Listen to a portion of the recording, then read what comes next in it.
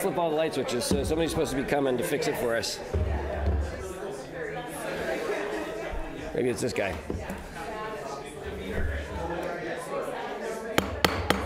Well, it's 2:30, so we're going to go ahead and get the meeting underway. Let's see, could we have a call to order and roll call?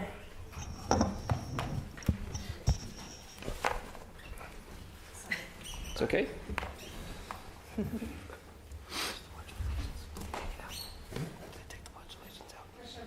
Here.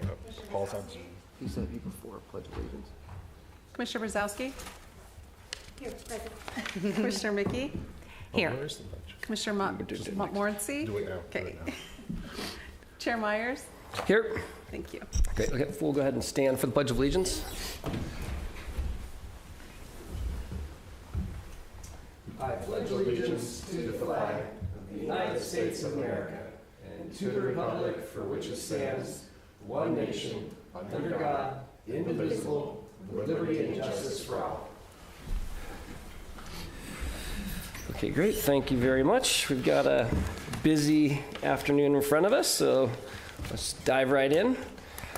We'll start with extraordinary business, the first of which is Police Chief's briefing on beach closures and emergency funding. Okay, I'll kick this off, and if we can pull Chief Tomasi on Zoom. I believe he is at the Detroit airport, if his flight was on time.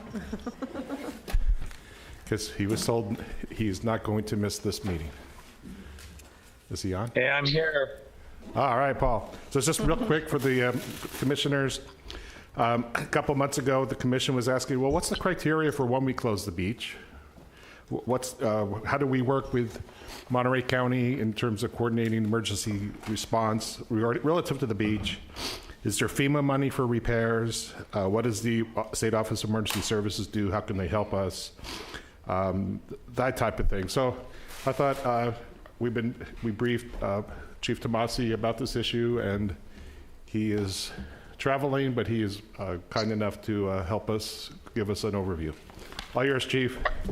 Oh, thank you. Thank you, Commission, for inviting me to speak to you today. Yeah, there's a couple criteria for closing the beach, and it's done under emergency situations, like what we're going through right now with the storms and the wave activity. We'll take action, and actually it's more about closing the stairwells than the beach itself.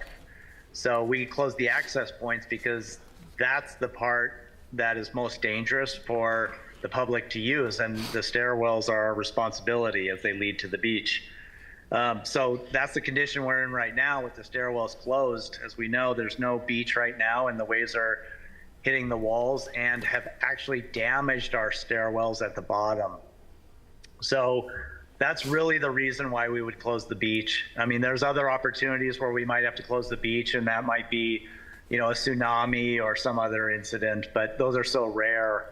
I think our focus right now is on the storms, and I think that's where this question kind of came from. So what we're dealing with right now is the damaged stairwells, and as you talk about grant funding, we did put in for grant funding through FEMA, which will then be issued through Cal OES. And the storms in 2023, which caused a lot of the damage, we did do grant funding for that. And I am happy to announce that we got close to $50,000 specific for beach stairwell repair, including railings, as part of that grant fund. Total for the city was $117,000. So we're in the process of working with the state to get that money now, and we should be able to get that in the next month or two. But in conjunction with that, and Bob will correct me if I'm wrong, if I'm correct, we just got our coastal development permit to begin work on the stairwells so we can get them open up for the summer, or reopened for the summer, at least a couple of them. And I think it's 4 of the stairwells. And correct me, Bob, I think we have 30 days to complete that work or get started on it. Is that accurate? Yeah, Chief, I was going to cover that in the near the end of the meeting, but just there's 5 concrete stairs that are being opened up over the next couple of weeks. So pretty much all the concrete stairs will be reopened very soon. And then that's within 30 days. And then within 2 more months, we'll have the one wood stairs at Martin Way. We can repair that in-house. The others are going to have to wait for structural contractors or wait for a lot of sand to come back. So anyway, I'll kind of go over that in detail at the end of the meeting. Back to you. Yeah, sorry, I jumped the gun on that. But I mean, the positives are we're working to get the stairwells back open again as soon as the beach comes back, and we hopefully have that, at least some access points by summer.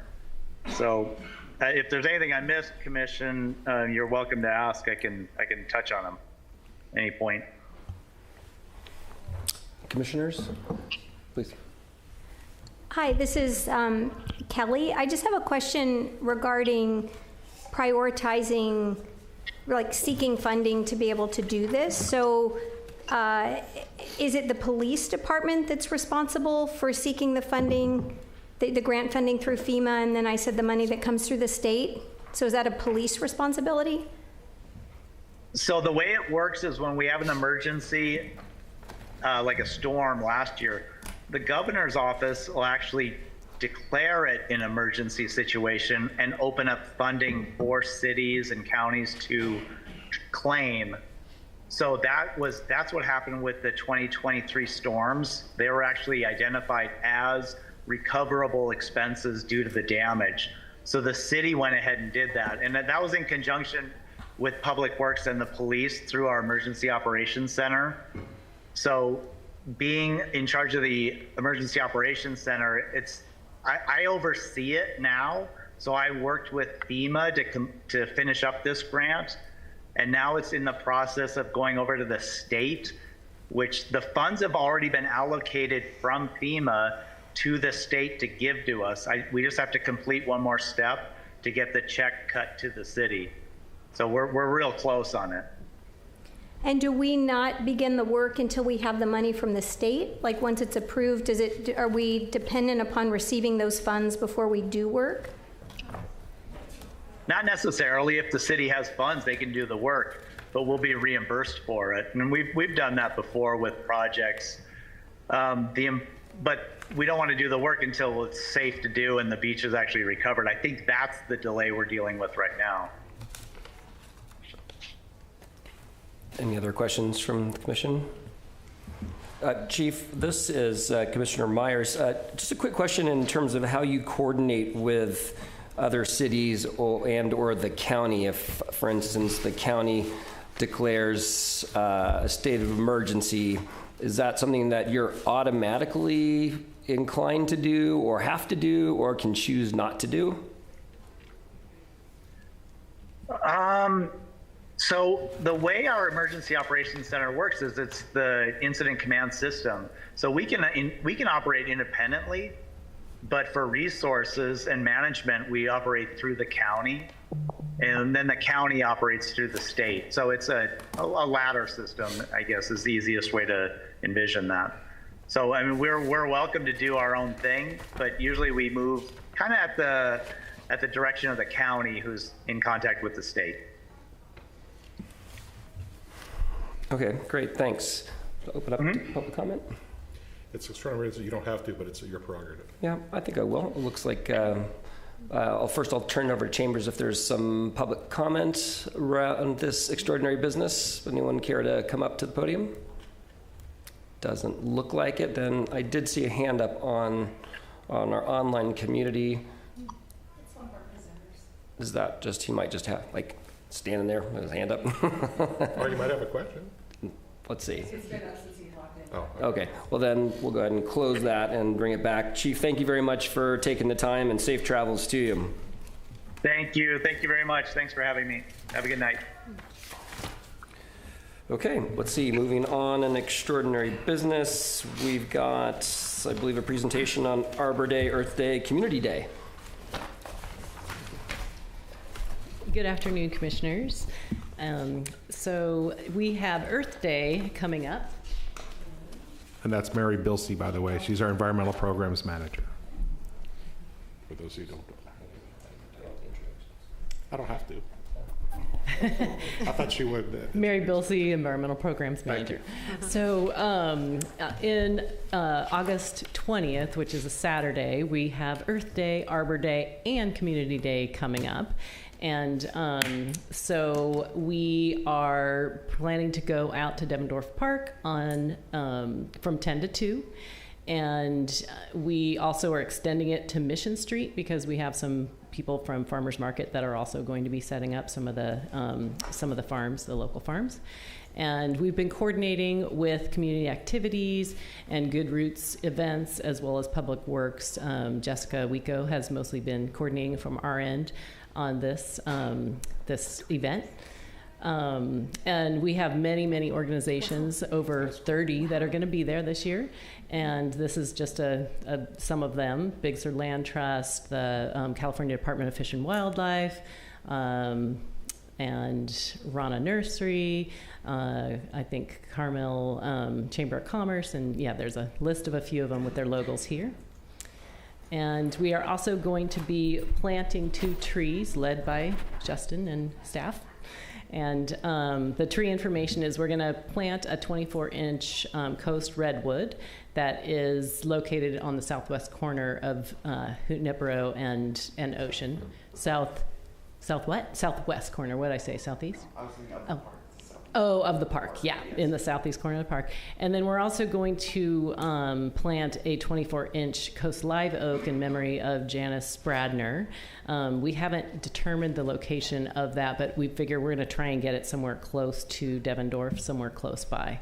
And so, and then Community Activities has advertised it in the Pine Cone, or they're going to be having 2 advertisements in the Pine Cone. And West Coast Arborist is donating the tree for tree planting. And we also have had, I think last week we had it in the Friday letter, and also the participating organizations are posting on their social network platforms. So we hope to see you there. I do have a sign-up sheet if any of you are interested in participating that day. It would be good to know if you're going to be there. And we have different shifts if you're willing and welcome to come and participate there. So thank you. I'm sure all the commissioners can't wait. You did an awesome job last year. Kelly did. It was fun. Okay, thank you very much. And then we'll go ahead and move on to public appearances. Under the Brown Act, public comment for matters on the agenda must relate to that agenda item, and public comments for matters not on the agenda must relate to the subject matter jurisdiction of this legislative body. Hateful, violent, and threatening speech is impermissible public comment as it disrupts the conduct of the public meeting. This is a warning that if a member of the public attending this meeting remotely violates the Brown Act by failing to comply with these requirements of the Brown Act, the meeting then, requirements of the Brown Act, the meeting, then that speaker will be muted. Sorry, it's all in bold here, a lot of stuff. Let's see. Members of the public are entitled to speak on matters of municipal concern, not on the agenda. During public appearances, each person's comments shall be limited to 3 minutes or as otherwise established by the commission. Matters not appearing on commission's agenda will not receive action at this meeting, but may be referred to staff for a future meeting. Persons are not required to give their names, but it is helpful for speakers to state their names so that they may be identified in the minutes of the meeting. That being said, is there anyone from Chambers that would like to make a public appearance? Hi, my name is Christy Reimers. I'm a resident and business owner here in Carmel.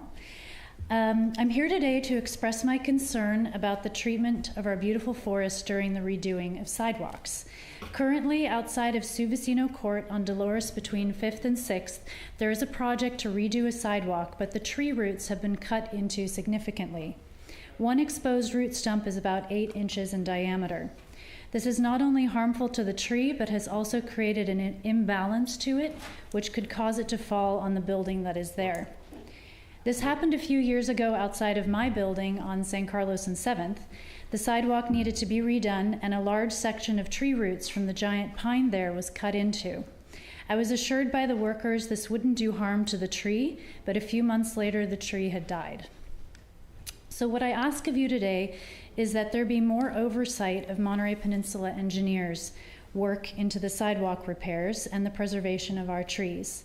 Cutting into the roots over 2 inches should be avoided to prevent tree death and imbalance. Our forest is a critical part of who we are here, so I thank you for looking into this.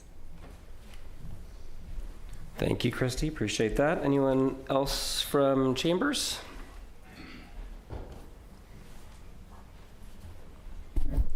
Thank you, Mayor.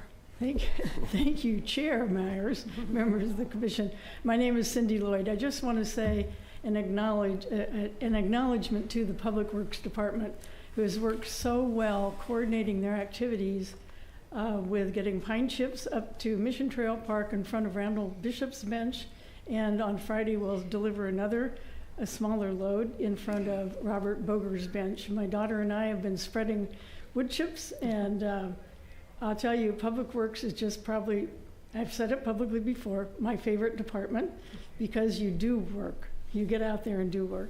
So thanks again, and thanks for all you do. Can we have Ms. Lloyd repeat her comment? Thank you, Cindy. I didn't quite hear everything. You can watch the minutes. Okay. Dale Byrne, Carmel Cares, and I will repeat that comment. Public Works is my favorite department as well, and they're great partners. I want to piggyback first on Mary's great presentation on the Earth Day, Arbor Day event. We'll be participating. Our logo didn't get on there yet because somehow the original submission didn't happen, but it is now. We're going to do something pretty exciting, at least for us, working with Caltrans Clean California effort and Keep America Beautiful. We're going to have a Zero Litter is the Goal event, and we're going to get about 80 people out. And like we did last year with 65, we're going to go to every nook and cranny of the city, and we're going to find every single piece of litter that exists at that moment in time. And at the end, we're going to declare Carmel-by-the-Sea to be a zero litter clean California community.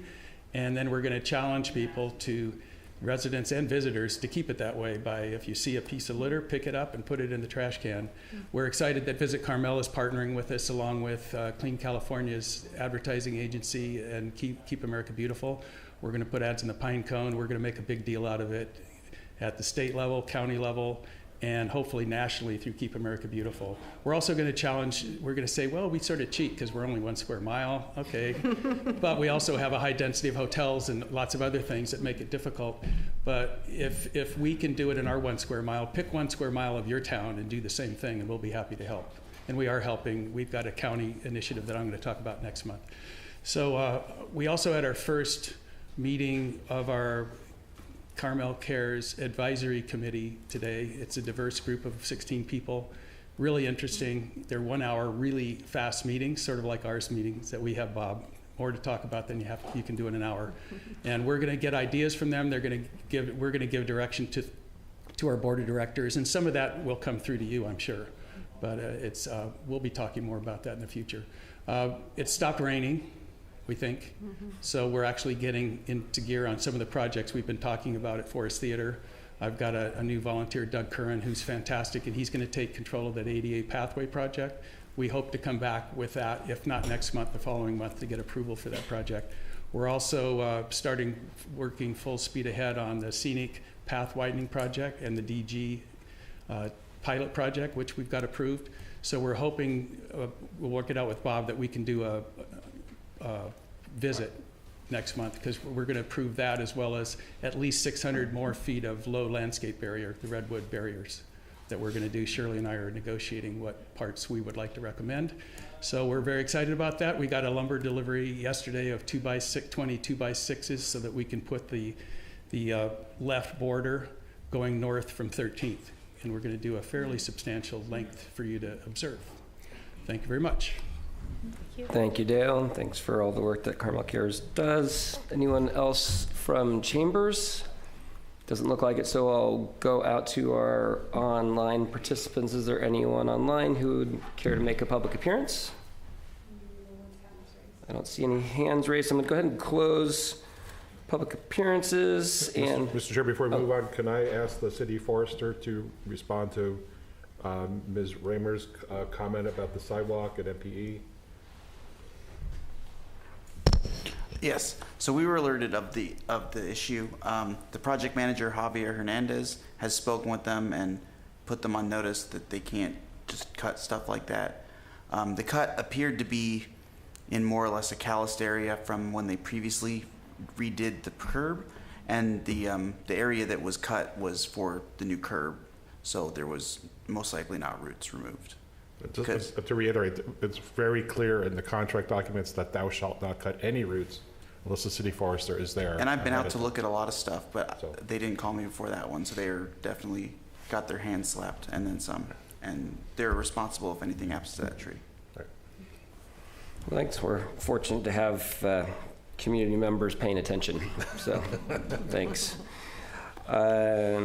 Great. All right. So we're going to move to announcements. Mr. Chair, I have no announcements today. That is a surprise. Isn't that great? Wow. It's a shock. I know you're disappointed. Moving right. Bob, you want to announce about the video? No, but I would like our commission secretary to announce what's going on with the Zoom thing, because I don't know. We don't know. Oh, what's going on?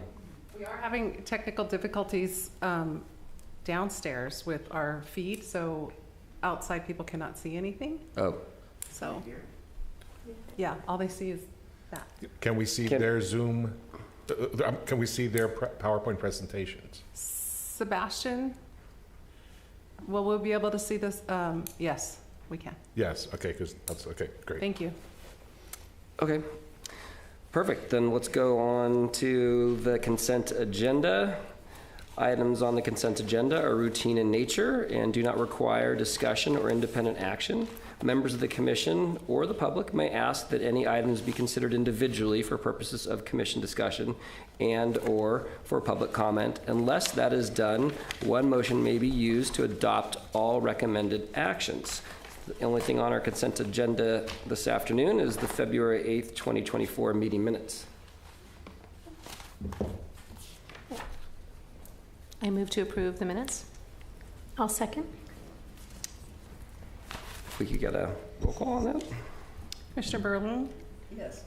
Commissioner Brzezowski, Yes. Commissioner Mickey, Yes. Commissioner Montmorency, Chair Myers. Yes. Thank you. Motion is passed. You bet you really got that Montmorency down right away. Oh, I thought it sounded like it was just going right there. Montmorency? I don't know. I think the faster you say it, Commissioner Chair.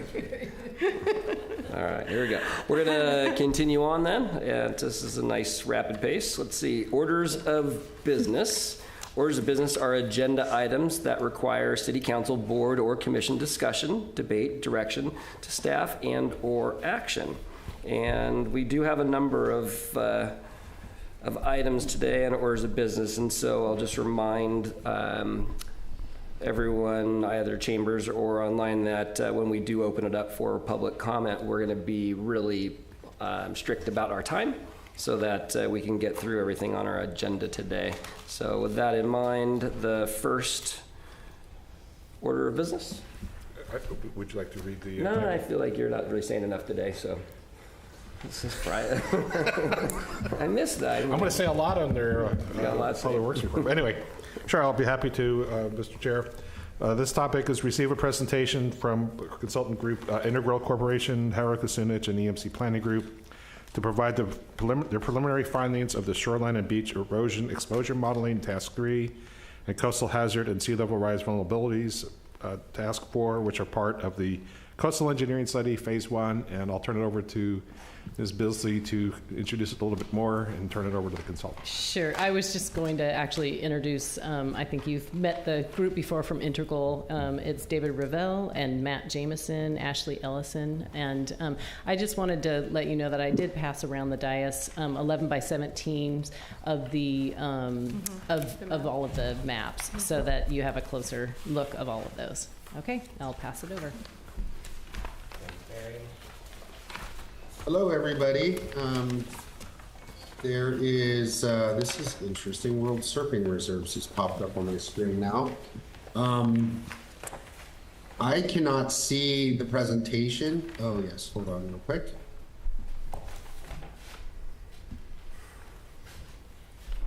Do you want me to bring it up, or were you going to bring it up yourself? Share my screen, which, given the issues, will probably it should help. Sorry, let's see here. Hopefully this works. Yes, that came up. Okay, great. Something's working, and give me one quick second here. Okay, so you're seeing it in full screen, correct? Yes. Yes. Okay, great. Well, I do not have the luxury of seeing everybody, but I appreciate the opportunity to share. I have Matt Jamieson with me. Ashley Ellenson, who's one of our engineers, is out sick today. But this is a similar presentation that we gave to the Climate Committee about a month ago. And we just had a lovely site visit down, walking the beach and looking at sort of the current state of affairs yesterday with Mary and some other, Javier and some other former staff, and got a whole nother sort of education on sort of current conditions and existing practices. So all of that will be used as we go forward with the study. So today I want to talk about the shoreline and beach erosion exposure, which is task 3 of phase 1. And then task 4, which is sort of the coastal hazard and sea level rise vulnerability assessments. So the outline will be talking about sea level rise and the processes that are driving coastal erosion. We'll talk briefly about some of the methods, and if there's specific questions, we can answer those after the presentation. We'll try to keep it at a high enough level. There'll be a lot more gory details at that in the report. And then, so then we'll get into the results, looking at projections of beach narrowing over time with sea level rise, future cliff and dune erosion and retreat, and then frequency of wave overtopping and its implications for flooding and additional erosion. Once we sort of show those hazard extents that we have projected in the future, then we'll look at what's in there and in those areas and provide a vulnerability assessment. So what's the implications to the summer dry sand beach and recreational space, impacts potentially to land use and structures, roads and parking, and then finally utilities and infrastructure. So the specific scope of work was to project beach, cliff, and dune erosion hazards with sea level rise, to summarize the risks to that public and private infrastructure and assets, and then determine the likelihood of impact across multiple sea level rise horizons and erosion scenarios. The erosion scenarios we included were based on sort of an acceleration of historic erosion rates. And we have done the best job we can to sort of look at what that has been over time. Because the city's shoreline has been largely armored, the natural erosion rates are a little bit difficult to totally comprehend. So we've combed through a lot of the historic reports and shoreline management plan and engineering reports dating back to the 1970s. And have identified sort of the most likely baseline erosion rates, about 0.2 feet per year. Our best estimate is a 0.4 feet per year. And the worst case in some of the erosion hotspots are up to 0.7 feet per year. When erosion happens, though, it's usually not on an average annual sense. It usually happens in a big storm event. We've seen, 2 or 3 of those in the last year, last 16 months. And then finally, we're supposed to be looking at both a future without any coastal armoring and with coastal armoring intact. So there's going to be we have a lot more information and results in the report. For most of the presentation, we're going to focus on the results of the with coastal armoring, since the city's coastline is primarily armored currently. And assuming that is likely to remain, we're going to focus on those results and vulnerabilities associated with that in the future for this presentation. So the sea level rise scenarios we looked at, are based on the current state of the science and the state of California guidance that was recently updated in January of 2024. And we looked at several different elevations of sea level rise, which correspond probabilistically with times in the future. So the current condition is based on a 2020 baseline, and that'll show what is at risk now. With 1 foot of sea level rise, that could occur as early as 2045 or as late as 2060.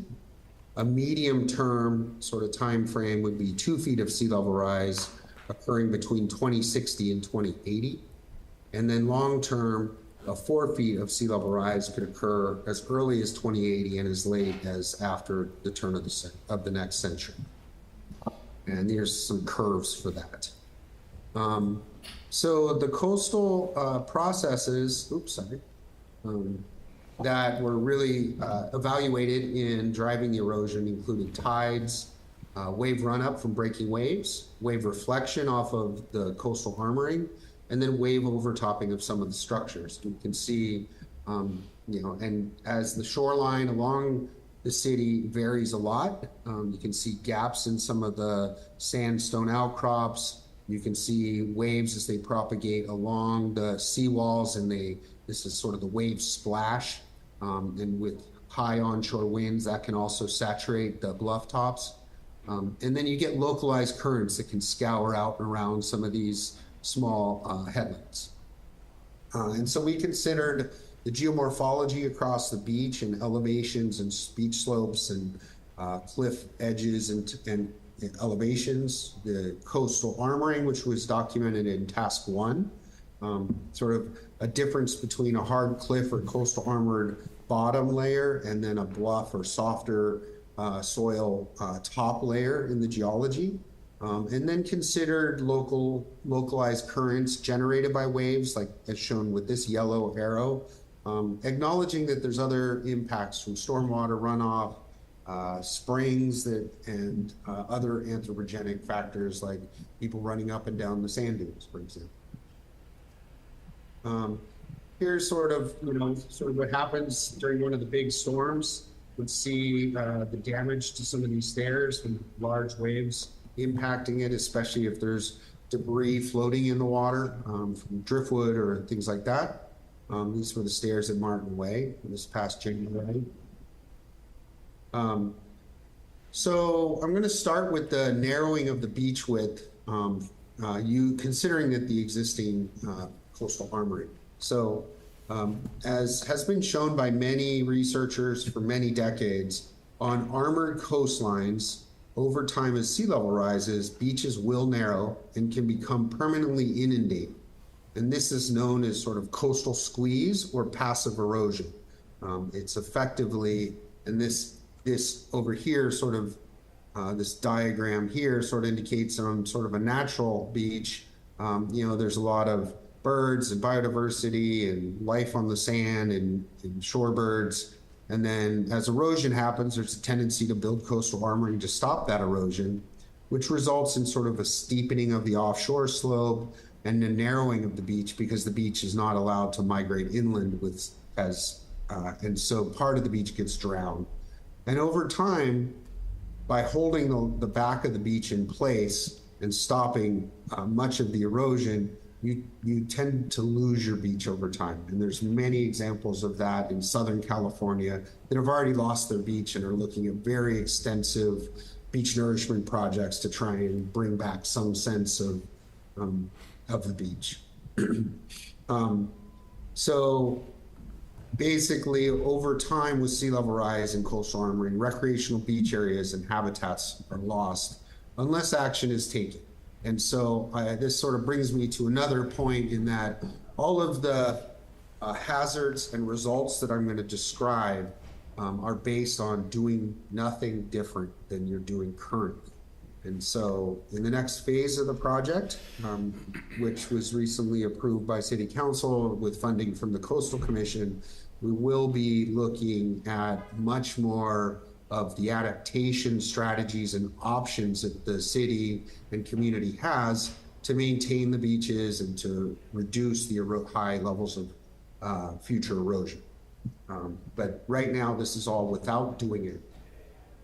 So the beach narrowing methods that we used were basically to project typical summer beach widths for each foot of sea level rise. The typical summer beach was based on some of the satellite data that we used in our Task 2 report and results, which we presented to you previously. The winter beach varies widely, as you all know, and is often scoured completely in the South Beach, like now, exposing a lot of the sort of sandstone platforms and cobbles and smaller armoring that's kind of gotten out of the main revetments. So this method considers a hold the line adaptation strategy, which is to try and stop erosion before it happens. And so these projections indicate what is likely to occur if no additional adaptation strategies are implemented in the future.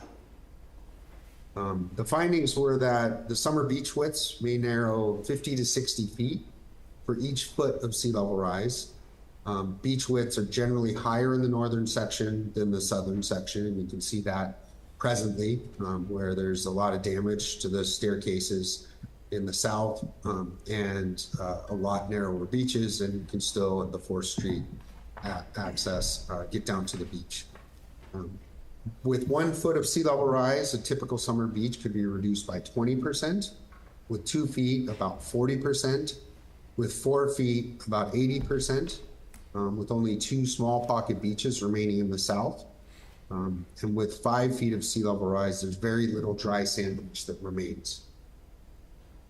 So this is sort of what that looks like in some of the figures.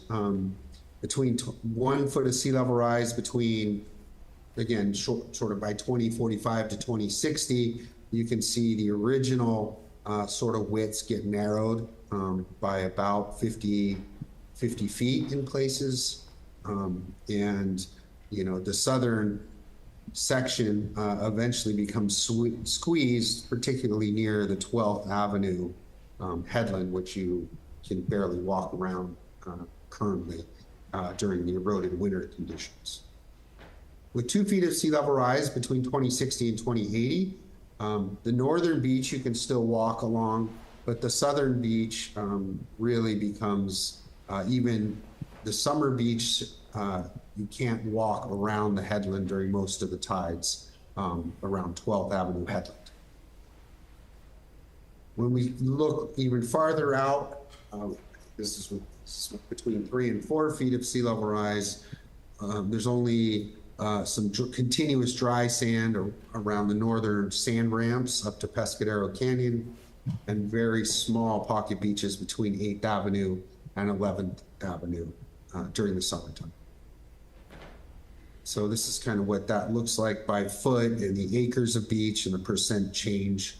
With 5 feet, you're down to 8% of the current beach area. Again, this is without taking any adaptation actions other than to do what has been done to stop erosion.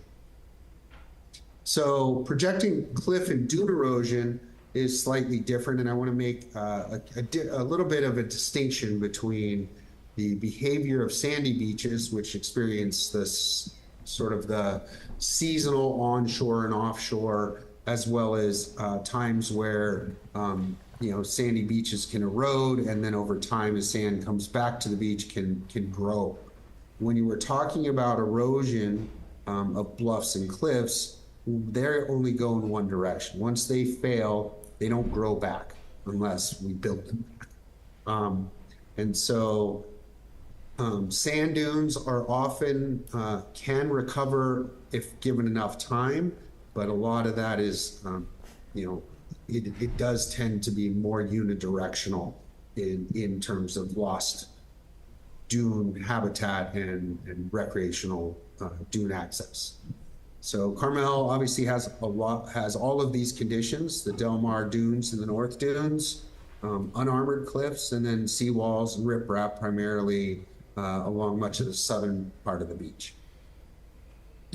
So for the dune erosion methods, we use the FEMA, a model that has been recommended by FEMA in their assessment of flood insurance rate maps and regulatory maps. And it basically marches back the shoreline position based on projection of dune erosion and sea level rise, particularly if there's no additional sediment available to the system. Then this coastal squeeze or narrowing of the beach tends to occur. The cliff erosion method we took sort of a multiple model approach. This is similar to efforts done by the U.S. Geological Survey to look at cliff hazards for the entire California coast that use those historical erosion rates that I mentioned earlier as sort of a baseline and then accelerates them. The USGS cliff erosion tool is really meant as a screening tool, and we used a lot more detailed site-specific information and data. And we did model both unarmored and armored conditions along the shoreline, and then we used sort of the high, medium, and low assumptions on historical erosion rates. For the armored scenario, the one I'm going to show most of the results on today, the frequency of wave attack, erosion can still occur even though it's armored, as the frequency of wave attack that exceeds sort of the crest of the structure can lead to an acceleration of erosion rates into the future. In one of the earlier pictures, I sort of identified where wave splash was kind of going straight up the seawall. Well, as the ocean, as sea level rises, those same waves will start to have more horizontal momentum and not just be a vertical wave splash. When that happens, we anticipate an acceleration of those historically observed erosion rates. And in areas that are still unarmored, the smaller surf zone leads to more wave energy being expended on the cliff and increasing the erosion. So we have taken a lot, I talked about those erosion rates, and we've taken those from previous studies, and then location-specific rates that were based on local geomorphology and wave conditions that we extracted from historic air photo analysis and other engineering reports. And so this is sort of what the range in erosion rates along the shoreline look like. In some areas around the 10th, the 12th Avenue headland and Rocky Point, we have much higher potential erosion by the rather resistant 10th Avenue headland. It's relatively low erosion rates because of how hard the bedrock is. So all of these erosion rates help to look at the spatial differences along the coastline and reflected in the projections of hazard zones. So this is what those hazard zones look like with coastal armoring. The erosion is tied to where there's coastal armoring. And in order to interpret these maps, you'll notice this area in sort of the lighter greenish color represents the projected of an erosion hazard zone. In front of it is the location of different coastal armoring. And those are color-coded over time, and that represents how much overtopping is occurring on those structures. As that overtopping increases, the erosion distances increase as well. And so you can see in a lot of areas, and those are color-coded, green is low, medium, and up to high. So the hotter the color of the overtopping indicates an increase in the likelihood of erosion. The most threatened area for erosion, this is with 1 foot of sea level rise, is between 8th and 12th Avenues.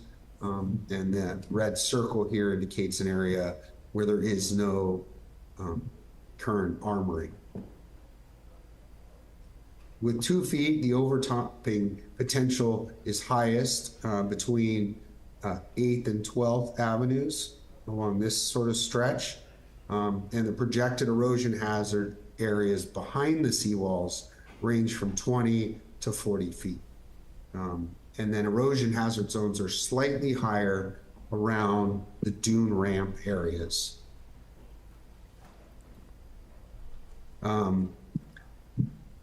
Then as we look even further out into time, this is 3 feet of sea level, no, sorry, 4 feet of sea level rise, sorry.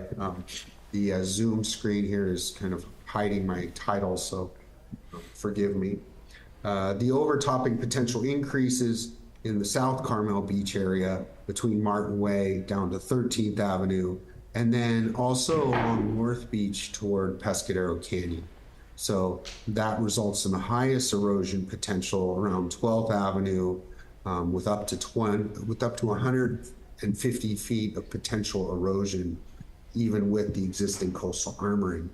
On our site walk yesterday with Greg Ambrosio, he who was a longtime beach manager that many of you hopefully know. He is a wealth of information and has pointed us to a bunch of additional resources that we'll be integrating into future stages. He identified this exact same area as one of the areas that has had the most problems over time with wave overtopping and things like that. So that gave us a lot of confidence in these model results, that we're picking up the similar trends to what has already been observed in the past. So with that, we're going to kind of shift gears into the vulnerability assessment. And again, this is assuming that no adaptation is done in the future. You want to jump in on this matter? Yeah, happy to jump in. Sure. So I'm going to turn this over to Matt, who's been doing a lot of this work and really has been looking at every square inch of infrastructure and stuff that's been that we've been able to get information on in the city. So Matt, you want to talk about some of the current vulnerabilities, please? Sure, yeah, thanks Dave. And I think that these current vulnerabilities won't surprise anybody, especially given what the city's been going through for the past couple of years. So what we looked at here are the various stormwater conveyance. So this is really the city's outfalls and inlets that go through the bluffs and cliffs and to drain stormwater. Given the fact that they're located generally right along the walls on the beach, they're vulnerable now. All of them are. So that should be no surprise. Also looking here, there's the new restroom that was constructed at Santa Lucia Avenue. It's the base of the floor there is right at pretty much what FEMA has described as their base flood elevation for the area, which is 24 feet. So that restroom, and that should be also no surprise given what we've seen with these winter storms and how high these waves can get, is within an area where waves could reach that structure. So, clearly, it's survived quite well. But in the future with sea level rise, this structure will be increasingly under a lot of pressure from erosion and wave threats. So let's keep moving here, Dave. So really in the short term, this is kind of looking out between, say, now and up to 2045, or potentially if sea level rise goes slower than expected, to 2060, we'll start seeing threats along scenic road. And this has happened in the past where portions of scenic road have been exposed from erosion, especially in the 80s. And I know a lot of work has happened since then, but what we project from our models is that scenic road can be exposed in about 6 locations, generally around 8th to 11th Avenue. And given what we've seen these past winter storms, we've seen significant scouring and loss of the dune areas close to 8. And then also, potentially as sea level rise continues to increase and under large storm events, you could see sections of bluff eroding and the road being exposed. As the road starts to go, a lot of the infrastructure that's located under the road would be exposed as well. So there's a wastewater main underneath the road that could be exposed at multiple locations under the road, and then also under the dunes that travels between 8th going north up towards the Del Mar parking lot. I'm sure you all have seen sort of the pump station associated infrastructure with that as well. So the integrity of the dune ramps, which we've also seen recently, could be compromised, especially as sea levels get higher. The toe of the dune ramps will be increasingly under threat from wave attack, and they'll just steepen into the point where essentially they won't be traversable as easily. And then also loss of habitat as well in the North Dunes area due to erosion as well. 0.2 acres is what we projected. And then wave splash, obviously wave hazards. So that's waves crashing over armor and then onto sort of the road and related infrastructure and people up there. So that would be increasingly a hazard in the future. As we get into 2 feet, once again, more scenic road, walkways in the road itself. There's a water main that becomes exposed between 8th and 10th, more dune habitat. So just as you're seeing, so more and more of that road kind of marching through, being exposed here. And then at this point, 5 homes in the without coastal arming scenario. Those are large in certain areas behind the dunes, north of 8th, could be exposed as well. Let's move from here to there. And all this information can be seen in the packet of 11 by 17 maps. So if you want to follow along and look at those, you can get a bit of a sense for this. In the long term, this is looking out to up to 4 feet. Pretty much all the coastside homes along scenic will be exposed. And then also the 2 homes that would be sort of near Pescadero Canyon and the homes sort of in the dune back section up by Del Mar parking lot. Del Mar parking lot can be exposed as well from dune erosion and the habitat as well in the North Dunes. The water main under scenic remains as well, as I already mentioned. There's some water tanks that pick up water from natural springs that are located in the Del Mar parking lot that can be exposed. And then, of course, standing water from overtopping waste, as David mentioned earlier, can be increasingly more of a threat, especially in sort of the lower lying areas of the coastline with scenic. So assuming high erosion potential, and this is less likely, but we have to include this in it as a possibility. The restroom of the Del Mar parking lots and also the volleyball courts could be exposed as well. I'll pass it over to Dave here. Thanks, Matt. So that sort of wraps up a lot of the findings from our task 3 and 4 work. I did want to, and some of these are kind of scary findings, and I want to not leave you without hope. There's a whole nother phase of this project where we're really going to be looking at what can be done to help reduce the hazards that we've projected. And that kind of falls into 3 different categories of protect, which is kind of what the city's been doing, accommodate and retreat. There are natural ways to provide additional protection. And so we'll sort of lay out what some of those opportunities are. We'll be conducting a lot more community outreach and conducting some socioeconomic analysis that will allow us to weigh different adaptation strategies, looking at the certainty of success, some of the cost, any secondary impacts, co-benefits, expected life of the different types of projects, and ultimately help develop adaptation pathways over time. So based on some of the monitoring of conditions at the beach at the end of the winter or the end of the summer, the city may want to take different actions going forward.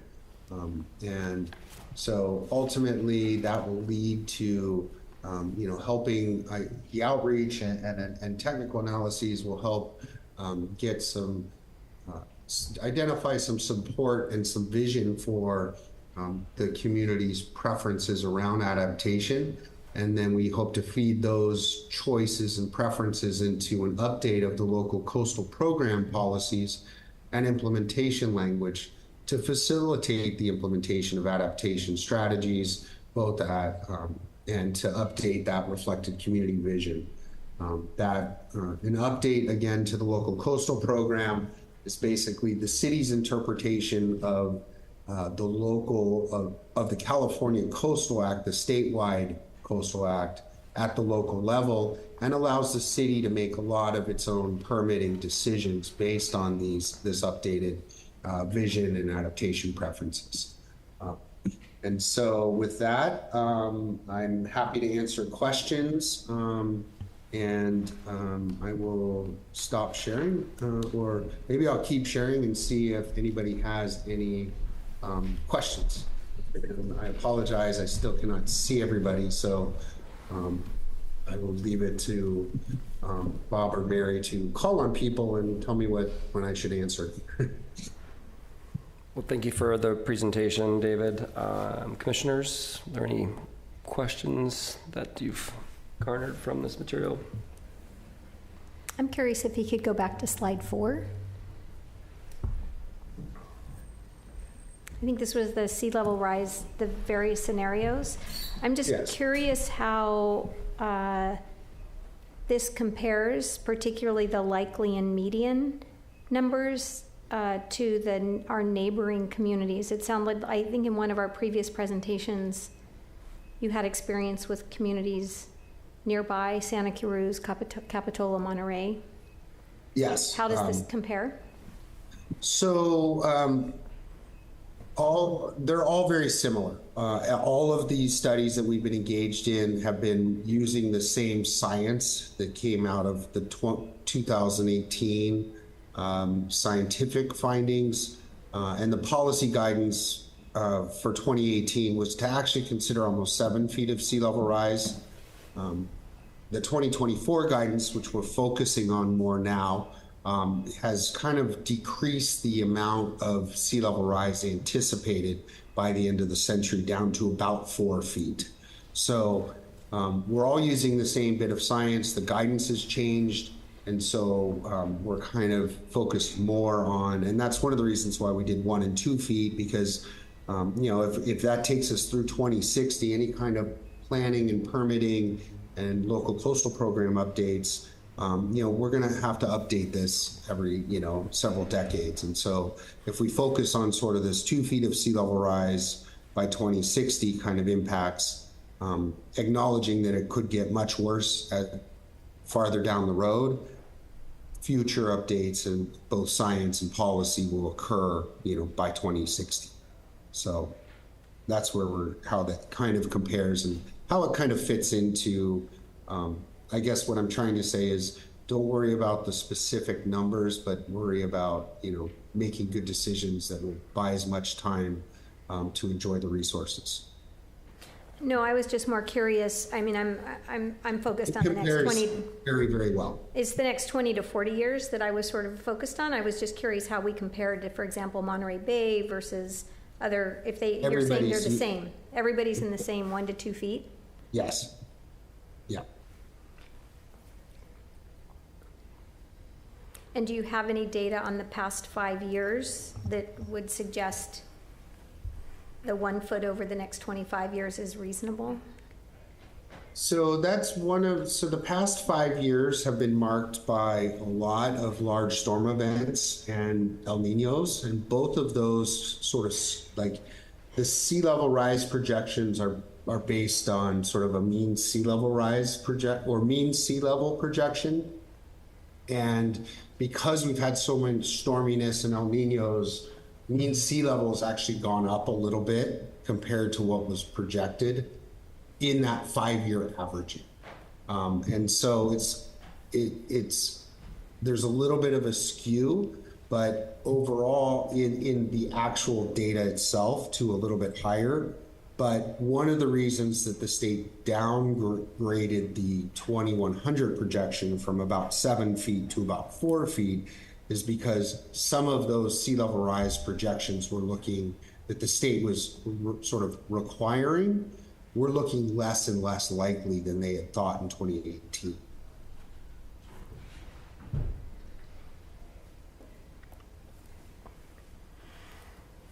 Any other questions or comments? I guess I would just comment that I think that, there's clear scientific evidence. I just hope that doesn't impede our ability to maximize the opportunity to enjoy these resources while we have them in the next 20, 40, 60 years. I think this reminds me of a little bit on the coast of North Carolina where I have family and had spent a little bit of time. The hurricanes come every year. They take away homes, they take away piers. The piers that people enjoy to go out and fish get rebuilt every year. Some of that is with federal funds and some of that's with local funds. Those events don't cause those communities to not allow them to thrive with rebuilding and trying to support them, right? So I guess the analogy I'd make here is that I hope we don't allow this to prevent us from properly restoring our beach access and stairs, and so that people can enjoy the beach while we have it. Hi, David. Absolutely agree. Oh, I'm sorry. I was just going to say that I absolutely agree. I mean, one of the miracles that is Carmel-by-the-Sea is the beach and the connection of the community and its visitors to the beach. And a lot of what's going to be happening in phase 2 is how do we maximize and maintain what is there as long as possible. So a lot more coming on that, but I share that desire with you. Hi, David. This is Tamara Mickey. I just had a question for you. And this kind of goes back to the last time that you were here. And you had mentioned that in some of our other local communities, that while the sea rise will be the same, because of the differences in our beaches, that some of the people, more so I think north of us, may be losing their beaches before we do. Was that some of the commentary that you had made at our previous meeting, and how that might affect us if others have lost their beaches while we still have some of ours, how that would impact us? And I think you had touched on that last time, and was wondering if you could perhaps expand on that a little bit more. Yes, that is true. In task 2 results, we talked a lot about how the beaches, while they change seasonally and have changed following major storm seasons, has kind of always recovered, and indicating that there's a volume of sand that isn't getting lost. And whereas in, say, Santa Cruz or Santa Barbara, a lot of that sand that was there years ago has gone into submarine canyons and disappeared and isn't in the system anymore. And so that provides a different set of alternatives and options and adaptation strategies going forward within Carmel.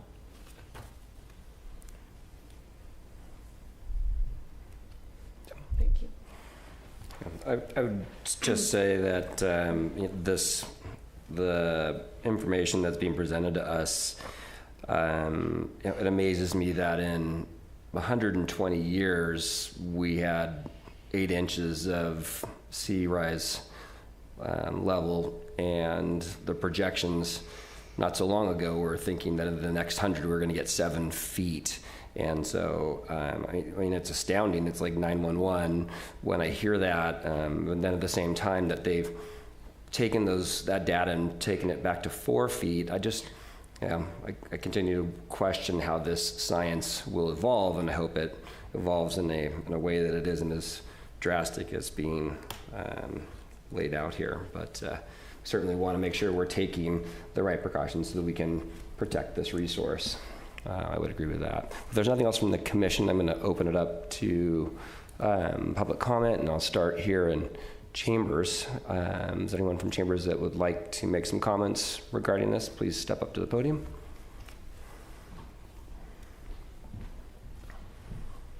Dale Byrne, speaking as a resident. Much of our beach doesn't have sand dunes, especially where the seawalls are. So, and you did clear this up. It was David? Yes. That your last diagram that showed what happens with seawalls and the beach disappears. So you did clear that up, I think, at the end of yours regarding our bluffs are different than that. So I'm going to leave that out. But it doesn't make sense to me that 8th in particular is more exposed than the south by 13th and south to Martin Way, because they're really, we lost 20 to 40 feet of bluff in one big storm event in 1982. And it seems to me that those areas that have like 15 feet left would be more exposed than 8, which has a huge area where the stone stairway is. So I'm a little questioning of that. But I don't know if any of you have looked at the study that PG did back, I don't know when it was, like 8 years ago. If you haven't, Google PG beach study. because they did something very similar, it seems, to what we're going to do for the $450,000 study, which seems to me is 3,000 hours. And I hope we get something really good out of it. That's a lot of hours to invest. And I hope we get some feedback before it's all over, because I personally think that it's not going to be disastrous till 40 years is a little bit long, because one or two good storms that came in, like 1982, we could lose everything right now. So I think we should be concerned. And we have done good seawalls and things. I mean, it's not like we haven't done anything. But it's pretty concerning what I saw, and I saw this previously, and I made that clear. So I think that's all I had. So thank you very much. And we do appreciate the great work that you're doing, and we're anxious to see the results as residents, because we go for walks on our beach, and we would like to keep it that way. Thanks. Thank you, Dale. Anyone else from Chambers like to make a public comment? Doesn't look like that. Just double checking on our online community. Okay, so we'll go ahead and close public comment and bring it back to the commission.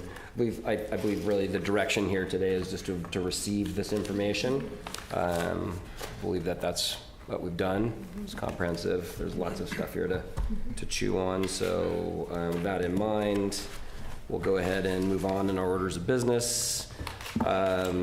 Next, we'll go ahead to receive the presentation by Carmel Cares regarding project plans for the Ocean Avenue Medians landscaping project. Justin, did you want to introduce the speakers, or? Yeah. Like that? Yeah. Delegate. Commissioner, so we saw a presentation on this several months, 4 months ago, that we showed preliminary designs. You voted on whether you wanted to do this new version, which is more of an updated facelift of a previous design where we did the pilot island between Lincoln and Monteverde, or the 1914, the old, very, very old ones. This was chosen for many reasons. So now we're finally fine-tuning it and trying to get this kicked off by the end of the fiscal year. So we're presenting this to you to hopefully get one step closer to done. Dale, are you going to talk? And then we will have a presentation by Alan Wheat. Yes, thank you, Justin. I'd like to commend Dale Byrne, Carmel Cares. I'd like to commend Justin, because he has been lighting a fire under this project, and he's inspired us to get this thing moving, and we hope that we will after this presentation. So it says in the document that we all got that this is a Carmel Cares project. I'd like to posit that it actually is a city project that we're assisting with, because it's a strong partnership with Justin and the whole Public Works Department. So we're going to be working together as a team to implement this. And we have presented a very similar presentation to this previously. So Alan's going to be touching on the high points of this. I think you understand the basic concept. And he's also going to be focusing on the exact details of what we plan on implementing on the next median, and the budget for that, which I think we're all in agreement with Public Works in terms of the size of this project. So I'm going to turn it over to Alan, who I met originally when he was teaching, well, he still teaches at MPC, the native plant classes and other things. I took 2 of them, and then my wife said, that's enough. But it's very interesting, and he's very good at this. We attended a presentation last night at the Pacific Grove Nature Museum, which I had never been to before, and it's pretty amazing. And the mayor of Marina, Bruce Delgado, gave a talk on what he's done in native plants at Fort Ord for the last 30 years. It was very interesting, and Alan was there with me. But we're very excited about this project, and we're hoping to get approval today. And at the end of this, we'll talk about the implementation schedule. Thank you. Alan?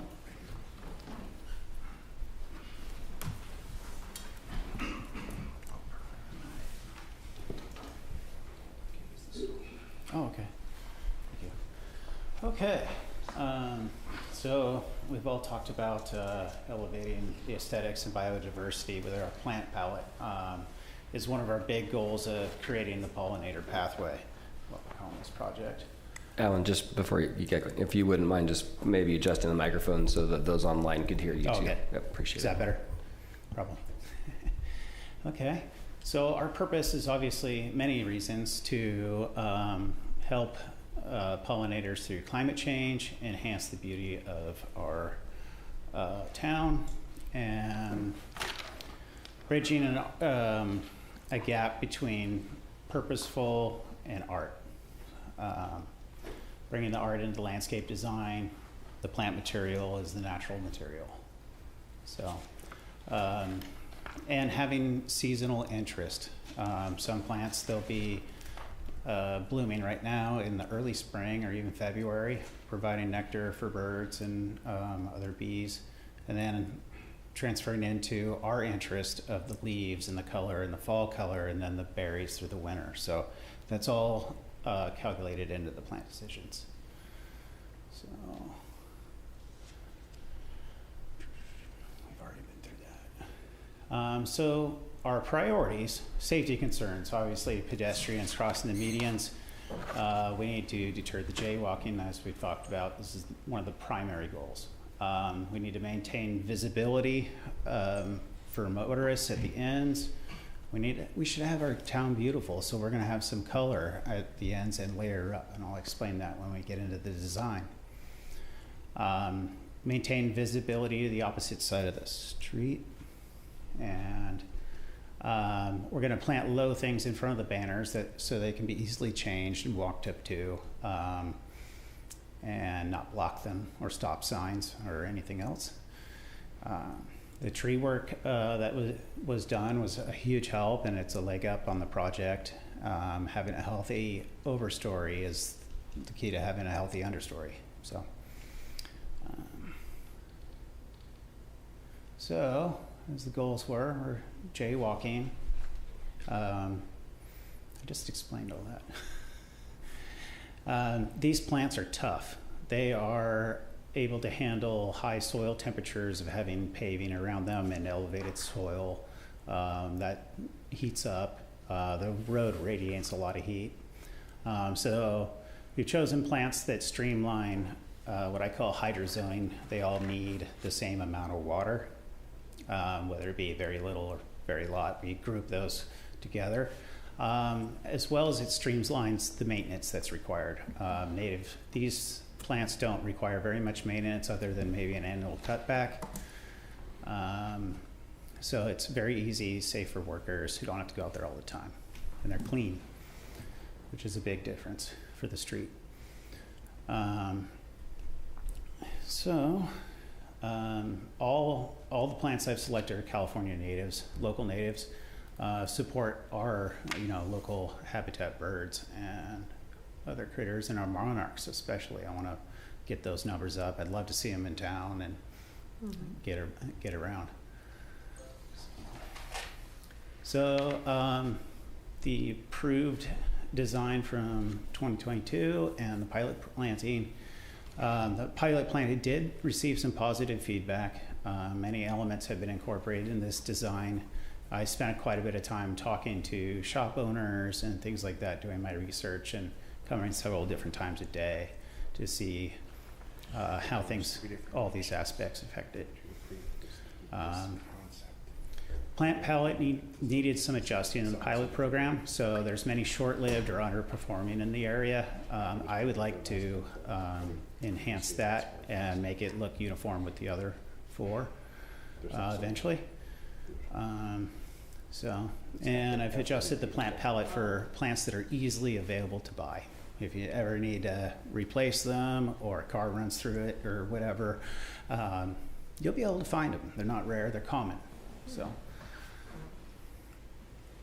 And we've all talked about the positives of native plants, but less water, less soil prep, benefiting the pines and oaks by planting their natural neighbors, and as well as supplying our local native birds and butterflies and larvae, seeds, nesting materials, and nectar.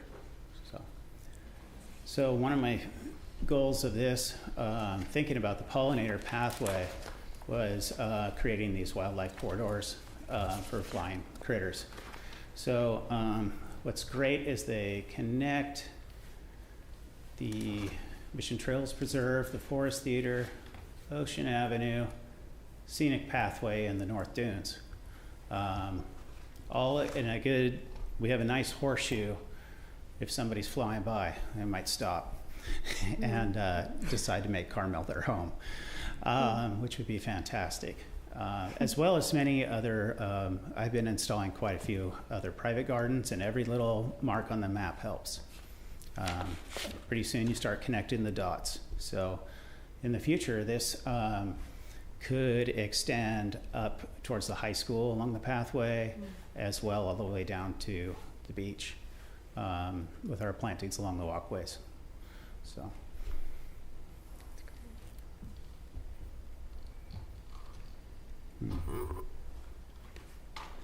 There we go. We're going to use locally sourced boulders. We have a boulder count, really chunky, big ones that'll deter the jaywalking, as well as being lined with shrubs of about 4 feet that will make jaywalking seem impossible or not worth it. So I've narrowed some stuff down here to, these are our color median ends. Epilobium, our California fuchsia, the Santa Cruz Island verbena, Aridulon glaucus, which has reseeded in the medians already, and it's there existing, taking care of itself. And we got some California, the beach poppy, the meridema. It's a great one. And the Carex tuamicola, which I'll show you in a few minutes. And then we have like our living fence mix, which is the main barrier for jaywalking besides the boulders. We got the California coffeeberry leatherleaf. It's beautiful, glossy leaves. Ceneothus Yankee Point, we're all familiar with. Low ground cover that'll spill over the walls on the backside. Ribes sanguineum, that's our deciduous currant. It's beautiful, blooming all over right now. And we have a Salvia leucophylla point sal. It's a local native as well. It's actually a kind of a blue to pink flowering salvia. And we have the Catalina perfume. This is a really fragrant. On a hot day, if you're driving by with your windows open, you'll smell it. It'll be really sweet. So. We're going to use the boulders not only to be a barrier, but create some artistic plant pockets where we can plant some color, like the beach poppies, heuchera, things that have the wall on the south side. We can be planting the yerba buena. It's a beautiful mint. It grows under the oaks really well. We'll probably use it right around the oaks because we want to take care of them, and they can go totally dry, but it's a beautiful mint, smells amazing. So. And our low mix in front of the banners, we have the commonality of the Carex grass and some emerald carpet manzanita that'll really contrast the boulders really well, and Salvia spathicea, or hummingbird sage, which is just a pollinator booming plant. So we have a rough layout here. And this little sketch, one of my bubble drawings, includes the existing trees. And the thing about the trees is the trees dictate the living fence plants. So where we have more sun, we're into the coffeeberry and the perfume. And if we're into the shade and the oaks, we want to have the ribes and the coffeeberry, and equal out the landscape needs with the tree. Trees are always the priority. So, and the Carex tuamicola, and I'll kind of just roll down to some that are, these are similar boulders on one of my projects. This was actually 15 tons, which is the same amount I want to use the first median. So we're not over bouldering like that. So we're just kind of hitting the big spots. And things like this will really deter. When you look across and you kind of see that and it's full of plants behind, on either side, it's not worth jaywalking. So, so the Carex, is right here, this guy. Now this is freshly planted. They will be 2 to 3 feet wide each. We're gonna plant 200 of those. And that is like the glue that puts it all together. So as you travel down Ocean Avenue, you're gonna see these clumps of grass puffing up, little tufts, and you'll see peaks of the boulders. And that is the one that makes it all unite together and look natural. So,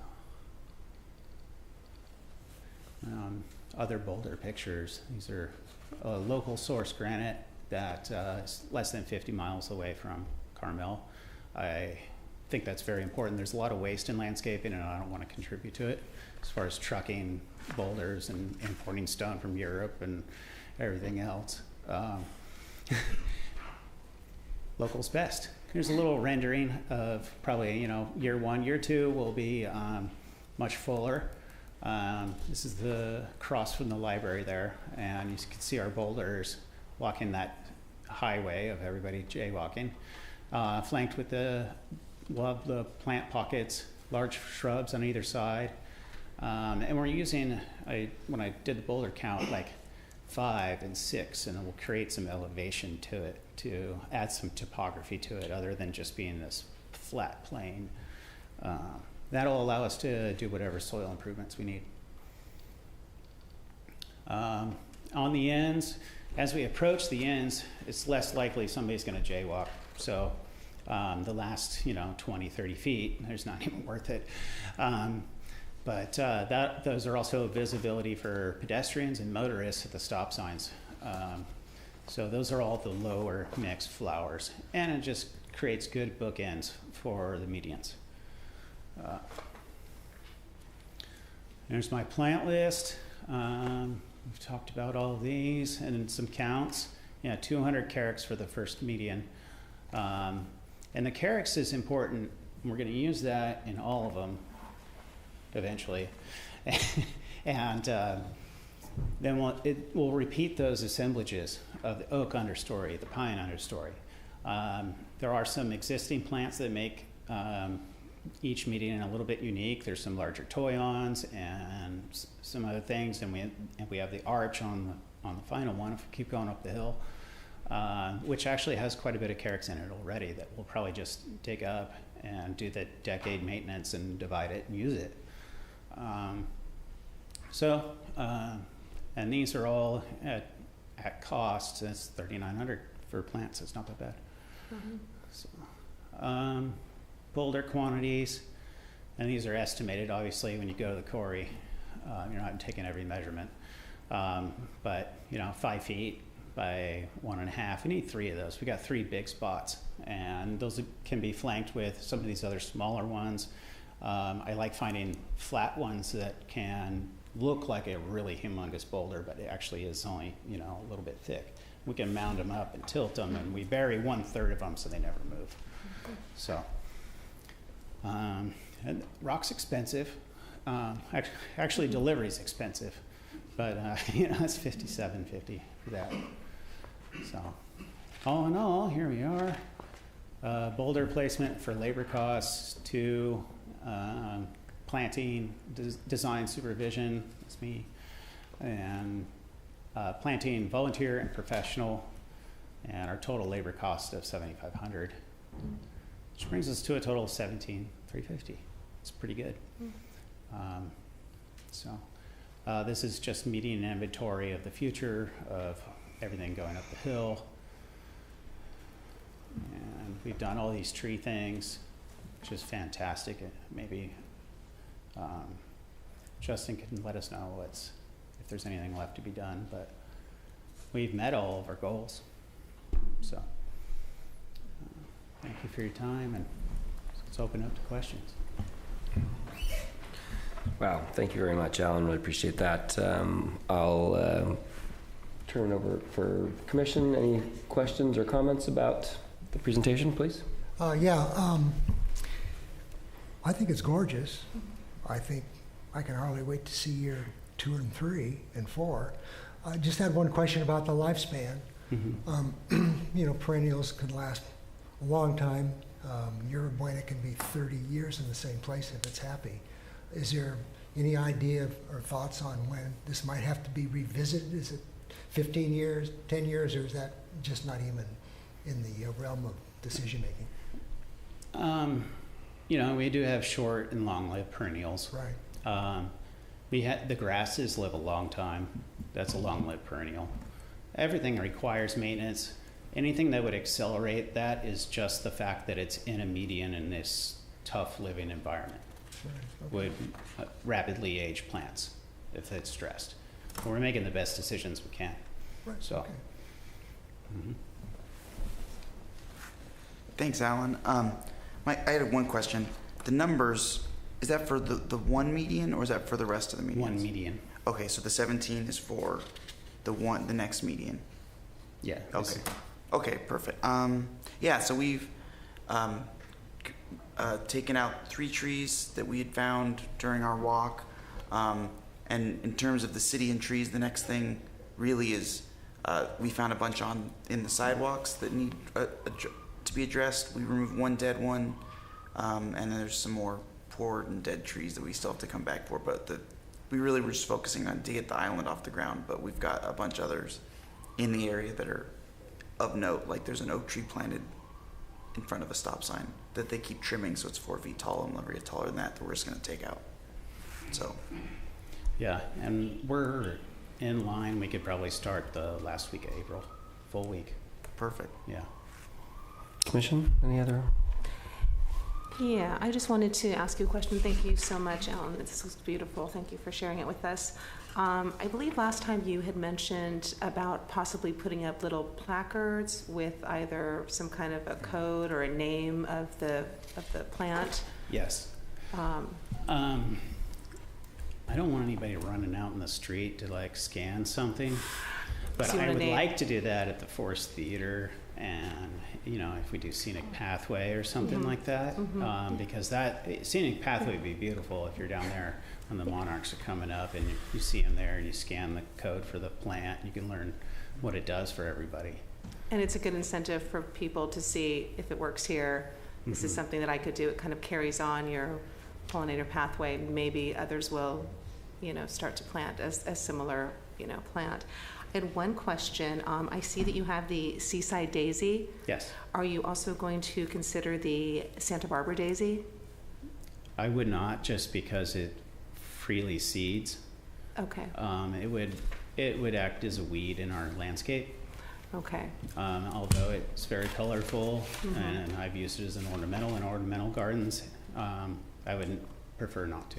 Okay. Is there any place that you would use it, just out of curiosity? Maybe at the Forest Theater, or just trying to stay away from it? I kind of like plants that reseed so freely in our environment, because everything grows every day of the year almost. Yeah. I keep plants that free seed like that in contained walled gardens. Okay. Yeah. Okay. Thank you. Would it be appropriate for even like a raised bed, or is it's that much, that it seeds that much? It'll come up in the sidewalks, and everything. It becomes a weed. So, and a weed's just a plant in the wrong place. There's a right place for Santa Barbara Daisy. Not here. I'd say It's all over my garden. No wonder. Now you know why. I love it. Kelly? Yeah, I just to say we are so lucky to have you, and the presentations are so thoughtful and educational. So thank you. The partnership between the city and Carmel Cares on this is lovely. I can't wait to see it, and I really hope you.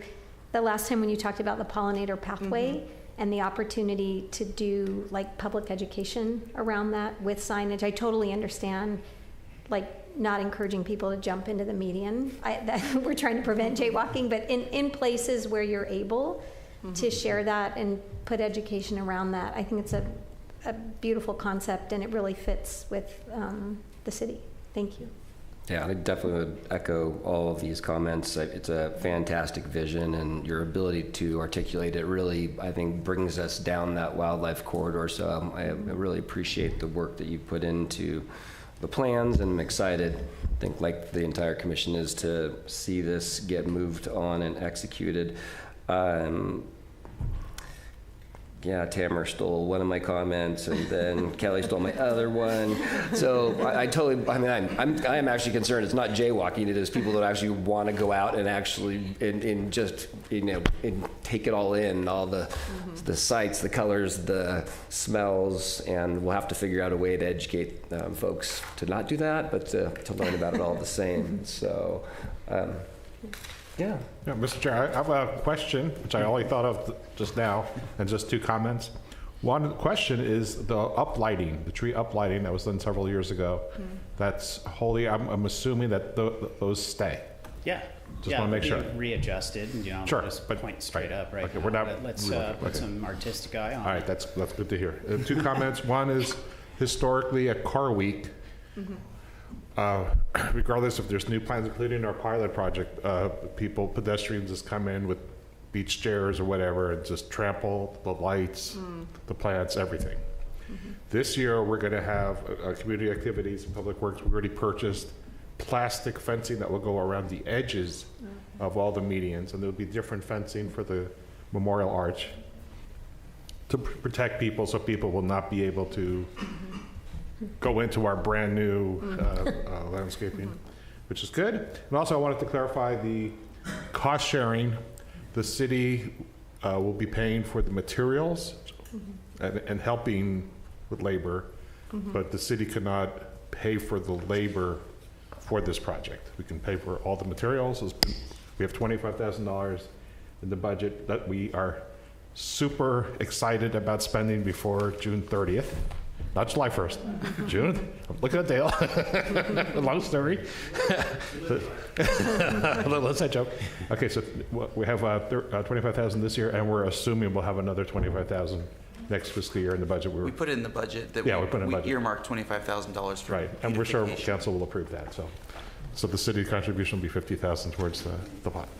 If I could add on to that. So Carmel Cares board budgeted at a board meeting about a month ago, $10,000 that we're going to provide. I took a woman around who is a family foundation. She runs a family foundation, and I drove her around, and she loved this project, and she committed $10,000 that we'll get in September, so it's a little bit later in the project. And then we have another community group, which I believe is going to give us a $15,000 grant. And I have yet to talk to the Pine Inn, who sponsored the westernmost one, and I will, and I go there a lot. And then the Dowd family, I've started talking to them. And then I need to talk to the Plaza because they sponsored the other one. So if you add that up, we should be right there with the kinds of funding that we need to do all 5 of these. And I'd like to make, before you vote, my salesman says, just let them vote, Dale. But when we're voting, are we going to be approving all 5? And then do you want us to come back each one and say exactly what we're going to do? Because they're all different. Or we're going to use the same kind of plants, and it's going to obviously be slightly different each one. So I would hope that we could just approve. Well, that's up to the 5. commission, but I would recommend the commission that the staff, once this concept, this detail is approved for the one, that will continue to work with Carmel Cares to make sure that the essence of what you just heard will be implemented for the rest. Unless if the commission wants to hear about each island one by one, it's up to you. I don't see the point. Time is adequate myself. Yeah, as an overarching project. It's kind of fun to listen to Alan, so. And I'm hoping that some of them will be less expensive because there are some plants that we can use and save. We'll address the language when we take it to vote. I would hope that we will have some money put aside so that we can do the maintenance. It was a great question, Gerald. So that we won't be caught flat-footed without money to keep this going. And we and our city partners at Public Works, when we do something together, we jointly own that project and we continue to do maintenance on it forever. And that's our commitment to each other. All right? So we're ready, just so you know what you're voting on. We're planning on starting the first one on April 22nd. We have the contractors lined up. He's going to go look for boulders once you approve this. And we're going to then try to do a median every month following that, which is an aggressive schedule, but that's our goal. So that's what you're voting on. That's great. Okay, want to open this up to public comment, and anyone from Chambers that would care to comment on the presentation that's been made.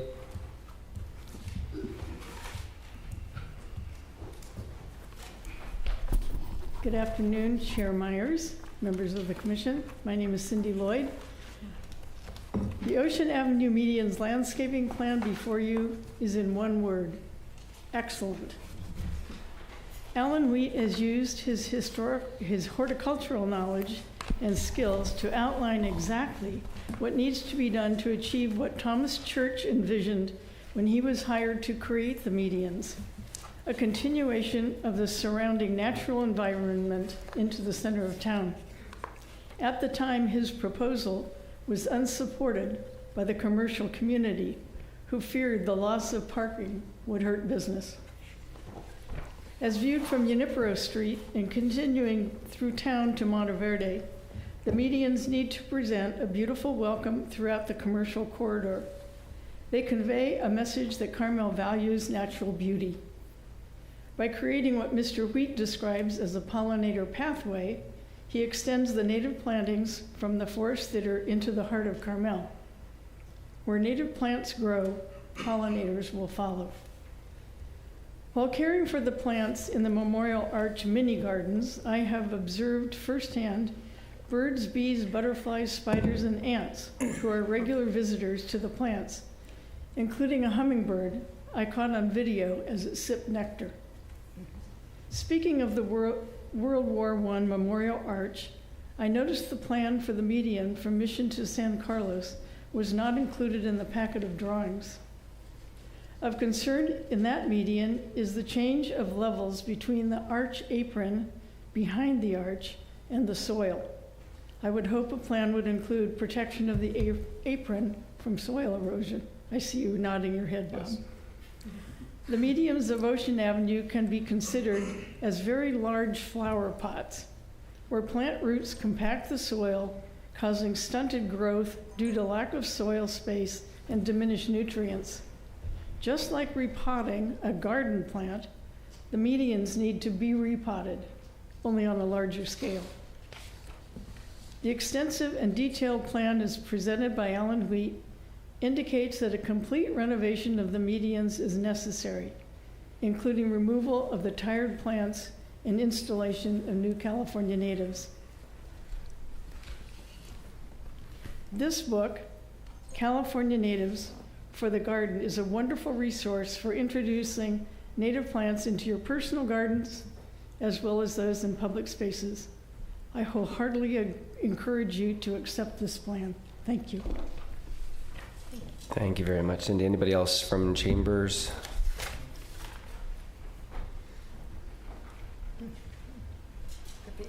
Good afternoon, Rich Pepe. I could just read Cindy's letter there, and she's really spot on so many ways. But I want to thank you for taking this on, and I don't want to say finally, moving forward with something like this. Hopefully you will vote for approval. As a board member and past chair of Visit Carmel, it's something that we want to begin trying to market Ocean Avenue as such a beautiful street and one of the most beautiful streets in the world, which I gotta say it's not right now, but I think it has a lot of potential. When you come down Ocean Avenue from, let's say, from the high school off of Highway 1, and you come down and you see the beautiful new sign that's right at the first tree there, welcome to Carmel-by-the-Sea. And it kind of goes downhill from there, which it does go downhill to one of the most beautiful beaches on the planet. The Ocean Avenue Medium project is, in my opinion, long overdue. I don't see anything negative about the plan, except maybe one thing. I do like the natural color, not artificial color with poinsettias or something. I think we've always talked about that. And I'd like to be able to see, and Mr. Wheat addressed it, from one side of the street to the other without too much high plants blocking. If you're at one side, you can't see through to the next group of retail stores. Really, I think that's everything that's there except for the library, which is non-retail, of course. I think that's important. But one thing, well, first of all, before I say my final thing, I want to say what I reiterated. You come into Ocean Avenue, you come down the street, right down to the beach. So I didn't get up and say anything about the beach, but just a quick little thank you for, and I support what's going on with the beach studies and all. It's one of our most important assets. I certainly don't have to tell you that, but I think Ocean Avenue is also one of our most important assets. When Frank Devendorf started the town, it was told to me by Jack Galante, the great-grandson of Devendorf, and this was his idea to plant those first trees along Ocean Avenue. I know Sarah's probably seen those pictures 100 times before the median was built. He just planted some trees right down, almost leading right down to the beautiful beach. And the median was built many years after. So the only thing I would say is Mr. Wheat mentioned the word jaywalking and boulders many, many times. And for somebody, I got here in '73, and I can't tell you how many hundreds of times I've jaywalked when we had the little cutouts, right? When we were younger, we did it. There wasn't that many cars. We did it all the time. And I was a little bit dismayed on how many years ago we took the cutouts away, 5 or so, I'm just guessing. And I still kind of hopped the thing. I was a jaywalker for a little bit. But I don't really see it anymore. And I don't know that anybody's on Ocean Avenue as much as I am. So you probably have some data to that. And maybe you gave Mr. Wheat, I'm sorry if I go over, I'll end it. Maybe you gave Mr. Wheat some direction with that to stop the jaywalking. I don't really see it. Personally, and I'm on Ocean Avenue every day. And I'm just a little concerned about the boulders when Mr. Wheat said it's natural. I just don't see that many boulders as natural. They were not here before, and they're not many up on Jack's Peak. If you just follow Ocean Avenue and go across and you'll wind up on Jack's Peak. You don't see a lot of boulders. I don't know that many boulders are necessary, but I'm not the professional. But I do applaud everything that's going on, and everybody's got my support. Thank you so much. Thank you, appreciate it. Anybody else from Chambers? This doesn't look like it. Any hands up online, perhaps? No? It's a quiet group out there online. Well, then we'll go ahead and close public comment and bring it back for commission discussion. We'll open it up. Does anyone care to take the lead? No comments? So in front of us is the recommendation to provide any final adjustments prior to staff submitting these plans for an encroachment permit for construction. So we're tasked to approve or not. Yes. We're seeking approval for this design concept. So I'll make a motion. Go ahead. Before the motion, maybe we should just talk through a couple of things that are specific to it, so that it's all the medians and allowing the design concept to flow freely through. Mm-hmm. Does that make sense? And correct. And what else did we need to make sure that we're hitting? Was that it? To be specific, that it's 5. It sounds like 5. I think it was 5. Mm-hmm. Correct. And I think okay. I just want to make sure we caught it right. Yeah. Someone go ahead and make a motion then. I'll second you. Okay. I'd like to make a motion that we approve the proposal for the Ocean Avenue median project for the specific median plan that was presented today, as well as for city staff to work with the team on implementing this concept across the 4 additional medians in the project. I second it. Okay, we've got a first and a second. If we get a roll call. Commissioner Burling? Yes. Commissioner Brzezowski? Yes. Commissioner Mickey? Yes. Commissioner Gerald? Yes. Chair Myers? Yes. Thank you. The motion is passed. Great. Okay, moving on in orders of business. We're at the hump here. It looks like we're going to receive a presentation regarding a component of the urban forest master plan, the preliminary tree species list. Before we get started, Mr. Chair, I'd like to point out that this is a joint meeting of the Forest and Beach Commission and the Urban Forest Master Plan Steering Committee. We do have several members of the steering committee on Zoom. Linda Smith, Donna Jett, and Remy Allard. Okay. I don't think there's anyone here in the audience. I think I did see them online though. So we have representation from the steering committee as well. Okay. Great. Ooh, our crowds are thinning. Sorry about that, Tom. Mr. Ford is trying to load that up. There it is.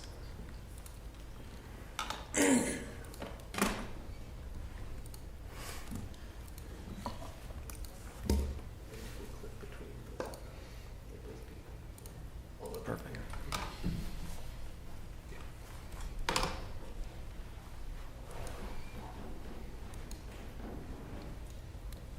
Commissioners, so this is I'm presenting you the updated tree species list or tree palette that was presented to us, and I looked through it, took some trees off, and this is what is presented to us by Davie Resource Group for inclusion in the upcoming Urban Forest Master Plan. You'll notice, I don't know how familiar you are with the old Forest Master Plan. This looks quite a bit different. The old one was more kind of wordy, narrative-based, which is nice, but with this many trees, it's more kind of technical, bulletin, to the point. There are quite a few new trees and a lot more different benefits added to it, like overall mature size, water needs, and different characteristics that people can be looking for. We really want to just offer more options to the homeowners, going forward in the next 40 years or however long we want this plan to last. Let me think what else we have on this.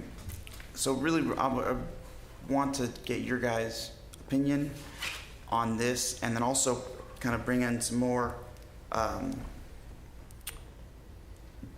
information that me and Tom got this morning from Davie that we've talked about more public meetings, hopefully in May or June. They're totally booked in April. The problem is they don't just work with us, they work with a bunch of other cities and projects, and a lot of grants are closing out in April, so they're really stretched thin. So they can get us in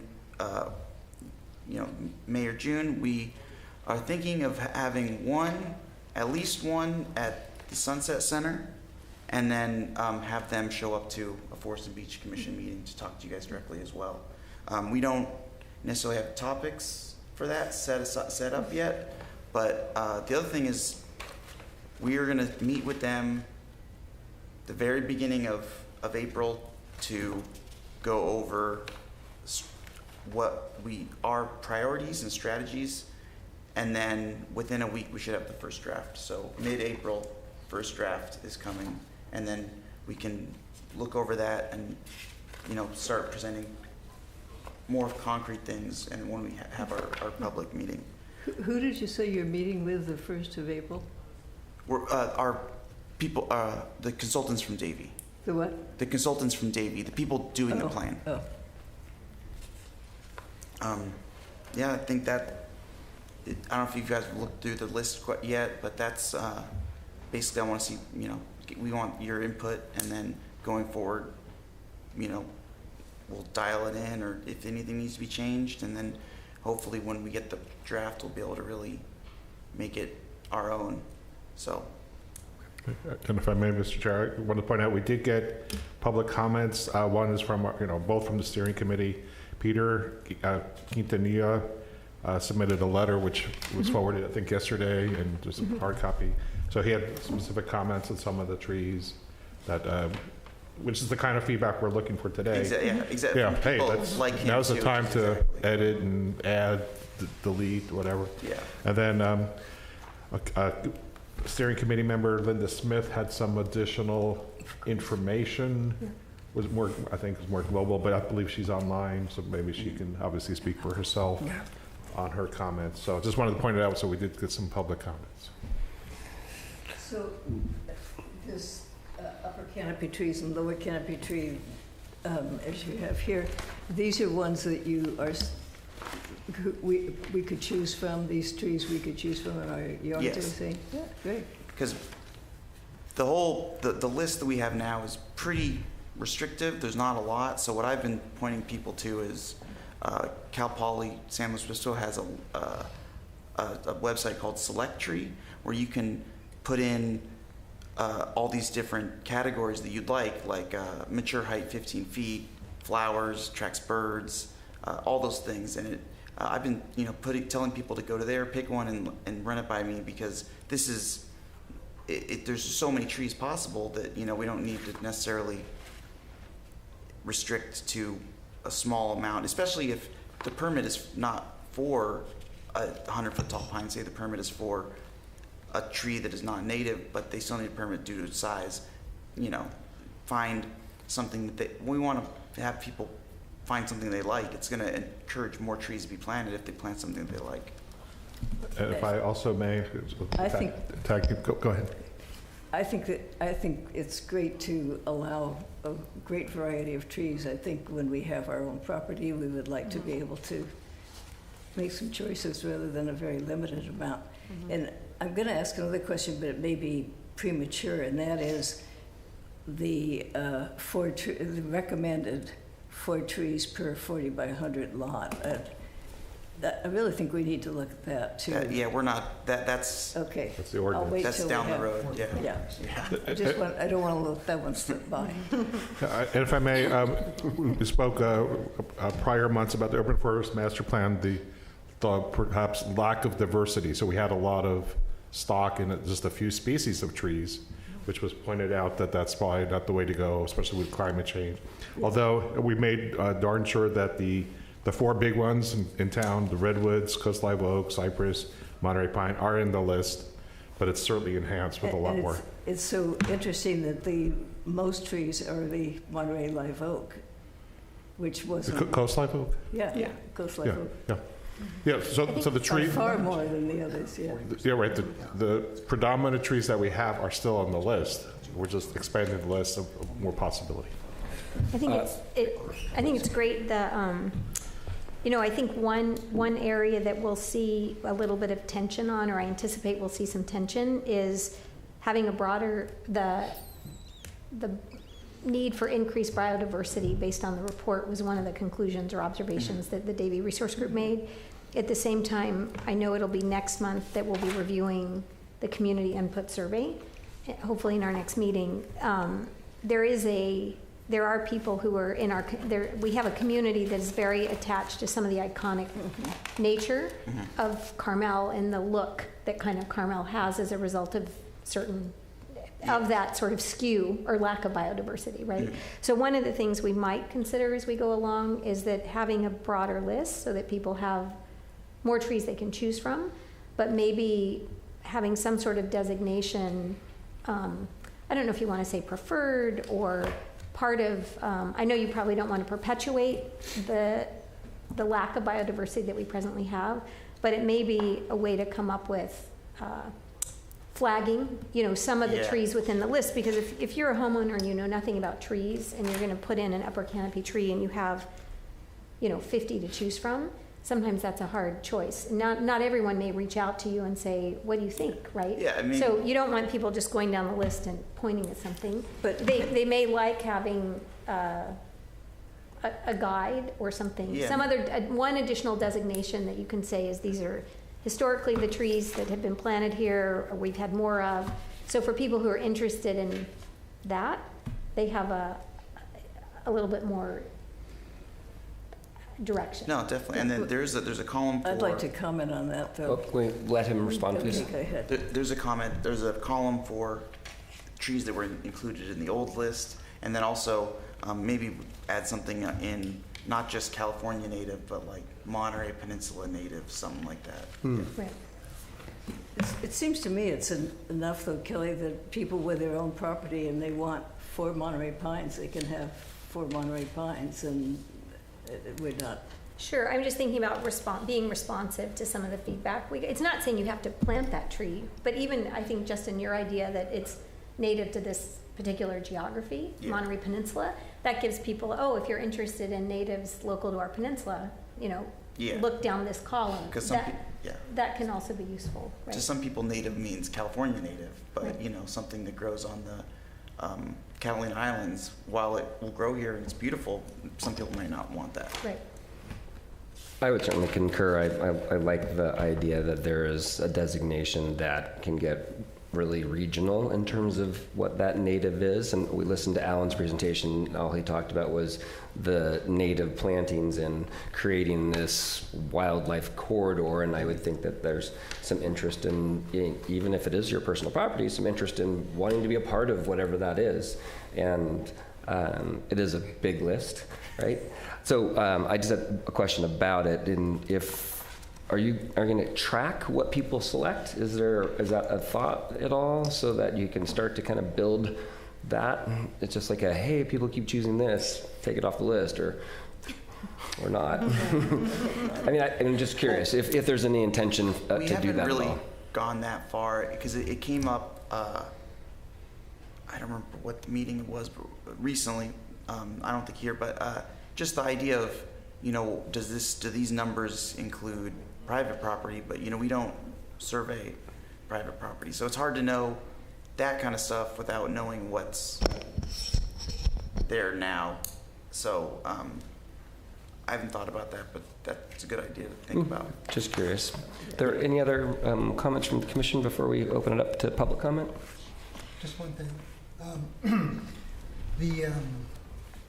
I'm sure maybe along the process, because you'll be in charge of it, but maybe in front you could note what trees cannot be planted close to other trees. Like there's a lot of issues with, you don't want to put a black acacia next to a incense cedar. Things like that I've seen happen. One just totally takes over the other. One is an invasive. And you can go through a lot of effort, but if you plant the wrong other overstory tree too close to Monterey pine, it's not going to be happy. But that's something, of course, your knowledge, you know, and from experience, but make that be known up front. There is a column too for max canopy spread. Right. So if you have two trees that are eventually could be 30 feet wide, you know, and you plant them 10 feet next to each other. Yeah, I assume, but sometimes just their roots.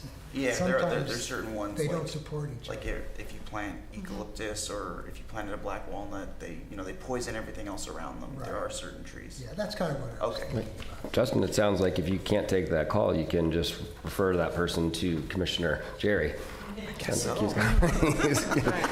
I know 4 trees. I know 4 trees. 4 trees. Okay. Justin, the information you've given for each tree is really interesting. I mean, to see the size and all that is really useful. Good, thank you. Justin, I just had a question. What, if any, restrictions are there for homeowners to plant trees? Well, that could change. I have to look in the code. I don't know if there's necessarily any restrictions. Okay. On type, or they can just size? I mean, if you we're going to plant a bald and burlap 30-foot wide tree, that'd be issues for size in terms of you'd have to get 180-ton crane up our small streets and then dig a 10-foot hole. But other size, I mean, no, you see people they landscape with pretty large specimens and. Okay. The only thing I would wonder about is eucalyptus, since the city has removed a large number of their eucalyptus. Is there any? They're not on the list. They're not recommended because this is the recommended list. That was. Which one? Well, I don't know. Well, there are some that aren't as bad. There's some really bad ones, and there's some that are tolerable and actually really pretty. Okay. Justin, this is probably easier. just building on your idea, on your thought, maybe in terms of organizing, rather than a column, maybe you the first trees are like Monterey natives, and then the next grouping is like California. Maybe you just group them in a way that makes it, that it may pair better with our community input results, well, right? I mean, just think how they are now is alphabetical, but we can do that. Yeah. I mean, rather than a column, that might be subcategories. Yeah, just so you can kind of hone in if that's what you're looking for. Can you give us the website again for Cal Poly? Yeah. So I don't know if I have the website off the top of my head, but if you just search the UFEI. UFEI? Yeah, and it'll be a tool called Select Tree, SELEC tree, and that is their tree database, their urban forestry tree database that gives you all kinds of information on any kind of tree that you want to know. Maybe even adding that to our website to direct people. Yeah, that's a good idea because explaining what it is. One of their professors, Matt Ritter, has done speeches with like the Friends of Carmel Forest and stuff, and he's really good at knowing. He's a tree. Great. I don't know what you call it, but he does tree like nomenclature and just tree identification. He's like a tree identification wizard. I think it could help so that people aren't asking you all these questions too. Maybe you can just direct them if it's listed there. They can go directly to it. If they're trying to figure out size and another link or something in that additional information. That's a good idea. Thank you. Okay. Or just Commissioner Jerry's phone number. Oh, I mean, we've got one right here. Or that. He's gonna learn. Let's see. That's okay. Just kidding. Okay, let's open it up to public comment. We have a few stragglers here in the chamber, so we'll start here. Thank you again, Chair Myers, member of the commission. My name is Cindy Lloyd. I like this idea of opening up the palette in Carmel. I wonder if they're kind of giving new people some of the pros and cons of some of the mostly selected trees on the list. For instance, the good old Monterey cypress, which spreads far and wide and drops needles everywhere and nothing grows underneath it. So people put that in their front yard, they're going to have a front yard. And then something like the liquid amber that has roots that, go up under the sidewalk or into their house. It's just a thought, but I like the idea of having a varied palette rather than just the ones we've had forever. I did take liquid amber off the list because of that. I love the color, but boy, it does have it on everything else. Thanks very much. Okay, thank you. Anyone else from chambers? Doesn't look like it. How about from our online community? Is there anyone that would care to make a comment? Oh, let's see. We could start with Linda Smith. Ramey's had her hand up first. Ramey? Well, hello there, Ramey. Oh, yep. Oh, thank you. This is Ramey Allard, representing the Friends of Carmel Forest. Justin, thank you so much for working with Davey on this list. I personally, as a landscape designer who has worked from San Diego to Monterey, am concerned about this list because there are many things here that are definitely not going to work. And despite the fact that you have all these categories chosen and characteristics chosen, the three most important things in choosing a tree species for our area is water requirement, heat needs, and soil requirements. And there's many of these trees on this list, both the upper and lower canopy lists, that are going to fall off because they're not going to work with our low water, our low heat, and our soil. So I would personally love to be involved in any conversations you have. I have a lot of experience with a lot of these trees that grow in the Inland Empire and grow in San Diego, which is very different than here. We are going to have a climate change and we are going to get warmer, but we're not going to get to be 100 degrees here on the coast. So I just, I feel there's a lot of work to be done on this list. The list will be much smaller. I love the idea from someone, I can't see anything on my screen, so I don't know who made the comment, but I love the idea of when it comes time to making this list on the website available for homeowners, that they can see the native trees of this area and the trees that will participate in Dale and Alan Wheat's corridors and pollinator pathways.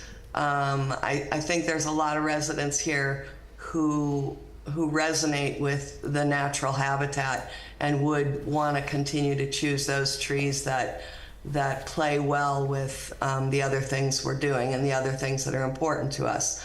But yeah, just please keep me in the loop. I would love to give you my input on many of these trees that are here. And I don't know what Peter Quintanilla added in his comment, but I believe he will be concerned about some of these as well.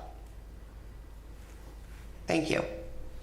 Thanks, Ramey. Thanks, Ramey. Mr. Chair, can I make a comment? I think it's really appreciate Ms. Allard's comments. I wanted to point out a couple things that just make sure we're all on the same page.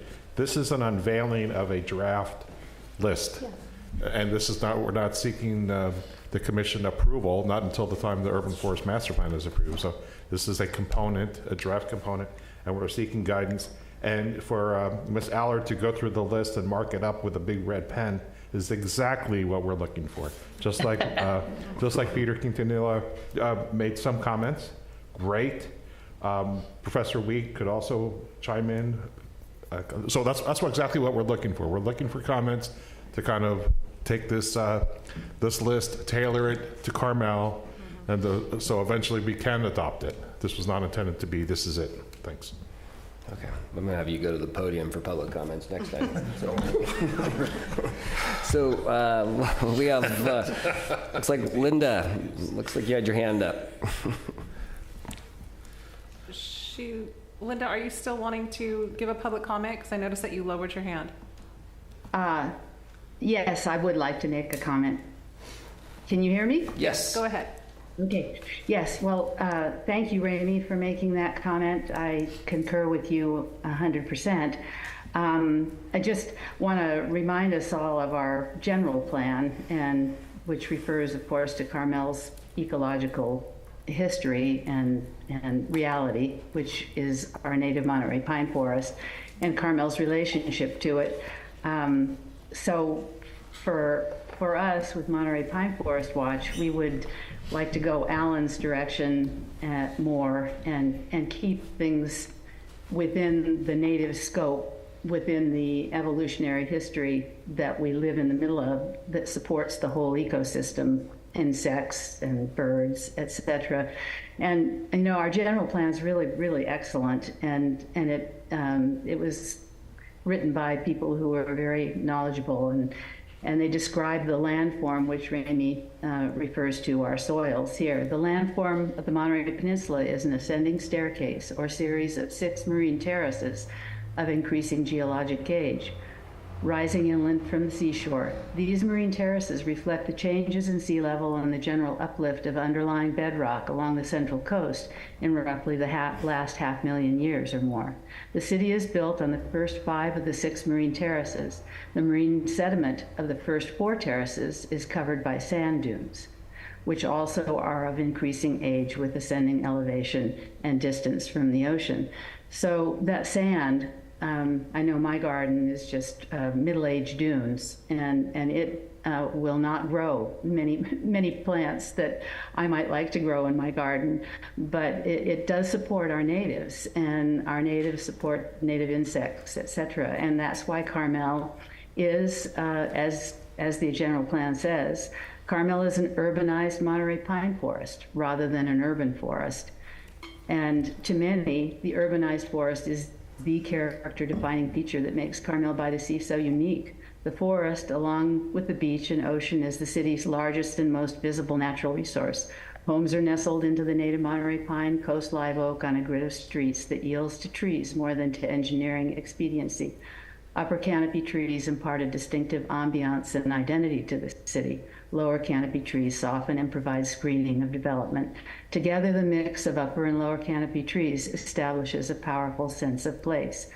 And I think that's what's always been true of Carmel, although I can understand wanting to choose some extra species, I think we should keep them close to home and at one, so that they're not too disparate, so that they do well and so that they don't invade or bring insects that might damage our native Monterey pine forest in Del Monte Forest and Jack's Peak, and our environmentally sensitive habitat in Pescadero Canyon and in Mission Trails Park. And so I want to thank everybody for all the work that they're doing. We understand the desire to have some additional variety, but let's keep it closer to home. Things that would grow here, maybe grew in the past and don't grow here anymore. I think there are some things to choose from, and some natives that were taken off the list, like ceanothus and coffeeberry and toyon, that I think should come back on the list and expand it with more natives. Some of the ones that Alan Wheat suggests are great. So anyhow, that's all I have to say, but thank you all. Thanks, Linda. Appreciate it. Okay, we'll go ahead and close public comment and bring it back to the commission. Again, this is, as Bob mentioned, this is a preliminary tree species list, and the city is asking us for guidance of the list before its inclusion right in the upcoming plan. I think during our initial Q&A, there was some guidance. There's been also some additional good guidance, I think, from public comment. Anything else that you as a commissioner would like to add before we move on? Well, I guess I'd like to comment on the last comment, and that is that the Monterey pines were used early because the Devendorf and Powers wanted to have trees that grow as rapidly as possible. I've been here off and on since 1943, which says something about my age, of course, and they were mostly oaks. The native oaks was what we had, much more than the pines. So I think we need to not overdo. If people don't want a Monterey pine, I don't think they should have to have one. It's nice to have the natives, and I appreciate the idea of bringing in a few others that will grow well here. Another thing on top of what you're saying, Sarah, about the Monterey pines, can we sort of look to, I think what we're finding is that when certain trees are on our 4,000 square foot lots or in areas of high density, that's where when we're seeing them fall or having the issues with them, I think that's what we want to just pay attention to too. If it's in a more open area where there's room, that's a different story. I mean, I think that they're meant to be in a forest, not necessarily on a 4,000 square foot lot. Good point. So just being aware of these sorts of things when we're thinking about placement. Oh, definitely, and that goes down farther down the road for the redlining of the tree ordinance, and really. Right. I just wanted to. That's a good point. I hear what you're saying. Thank you for that. Yeah, thank you. Thanks, Justin. I do think I think building on that, I think a discussion of what is the appropriate height of the canopy in residential areas. I know I had the benefit of having a really enlightening conversation with Justin about that recently, as we're starting to do some of the analysis of the community survey. And I think that just that's an important aspect as well that would be useful to maybe include in the public, when we have the public meeting conversations. But certainly there is in the community survey an interest in maintaining character. But I think that the value, I think it's possible to maintain the value and address some of the lack of biodiversity that clearly the Davie Resource Group is saying would be really useful for our community. Yeah. That's great. And the only thing I would echo was Ramey's comment about the three most important requirements: water, heat, and soil. I think that's really valuable. If I'm thinking about a tree and I'm looking at a big list, that tree is going to be a big water sucker, or it really needs to be 100 degrees. That'll help make my decision. So that could be a nice added part to it. Anyway, I think then that's the guidance. Hopefully that's enough at this point. Do they need to vote, or is this just? I don't. No vote. Okay, perfect. Right, then we'll go ahead and move on in our orders of business. And, well, guess what? Hello again. It's back over to you. Commissioners, this is the Forester's Report for February 2024. Started off with a bang. Literally? I'll circle back around to that, but just going through this, so we are really close to getting a draft of the Urban Forest Master Plan. And last month we talked to Kelly, Commissioner Brzezowski, about she's been doing a deep dive, amazingly into the statistics, crazy stuff, and trying to pick up on some real, tangible trends that we can see. And she's doing a lot of work for us, which is amazing. So we'll be able to present that stuff. What do you think? Mm-hmm. Yeah, next month we'll present those findings of the deep dive into the survey. So the storm that hit in early February was pretty awful. In February, our crews picked up 19 piles of damaged trees, branches, and they removed 20 fallen, dead, or hazardous trees, pruned 7 trees, and if you've been looking around, there's still stuff to clean up, and we're still working at it. No trees were planted in February after the storms because we were concentrating on storm cleanup. We've since started a planting blitz, and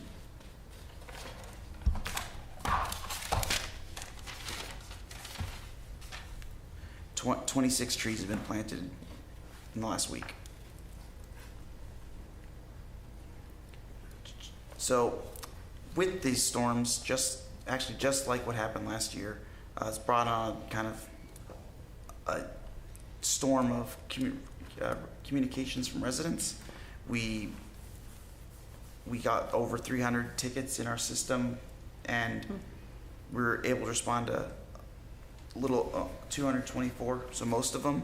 But going through, when I ran the report, it still found almost 863 tickets that are still outstanding, just because we don't have the capacity to respond to the residents, because we can only do what we can do.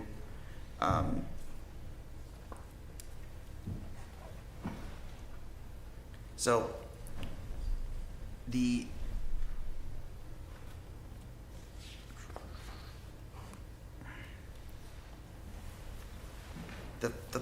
impacts that we've seen so far from the storm were 106 tree incidents in our tracking sheet, which was up to over 130 as of now. 43 trees fell, 8 trees were removed in active failure, 50 large limbs fell, power lines down were in 4 locations, and 12 homes were impacted. As a result of the storm, the 3 tree contractors removed 18 falling or actively falling or fallen trees, pruned 15 trees that were determined to be of imminent risk when we were driving around and dealing with the contractors. The landscape maintenance continues throughout the town, at the beach and at the high use areas of the city. We got an electric chainsaw to start electrifying the tools. And the big one, tree permits is moving to forestry. So going forward, as of the 25th, tree permits their home will be at Public Works, not at the permit counter at City Hall. So Yvette and our 2 temporary office helpers are actively learning getting the bugs out. We've processed several permits already, and we are, jumping in with both feet, because that's what was asked of us, and we are ready to take all the permits up there.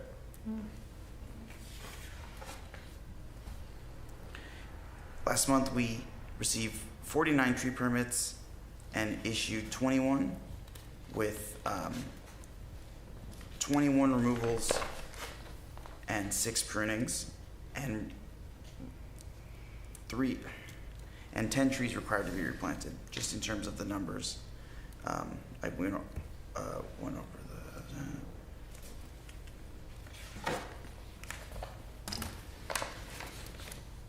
and I've already went over the numbers of the communication, so I think that is pretty much what I have.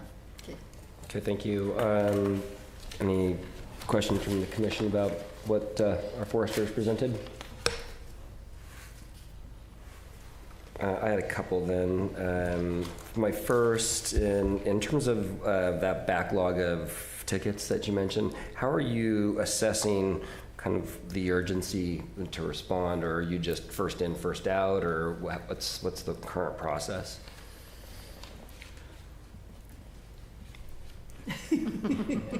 To be honest, yeah, if it's that much of an emergency, they'll call again.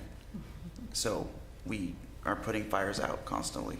Okay, got it. And and to that end, and knowing from the storms, just as a resident, but also a commissioner, I get a lot of comments about fluctuating costs to remove trees, and I'm curious if you or if the city is spending any time like reviewing what kinds of charges the various tree companies that are working in town. Oh, you mean from the companies? Yes. Yeah, right. No, we don't track that data. Don't track it I at just all. have a personal knowledge of working with these companies. I know which ones are expensive, which ones are less expensive, but really especially in times of great demand like storms, it's a supply and demand issue. So whoever can do it, I've told people, I recommend these 3 people, but honestly, it's whoever can do it and do it before June, because there's new companies popping up every day because there's just so much work, there's so much demand, and I have a hard time keeping up with it. There's probably 10 times as many companies as there were 10 years ago. Got it. So it's something that we as a city keep track of or just monitor anyway. And I've heard ranges of $3,000 to $30,000 in a 30-day period. And I mean it's hard to track because again, supply and demand, and also it's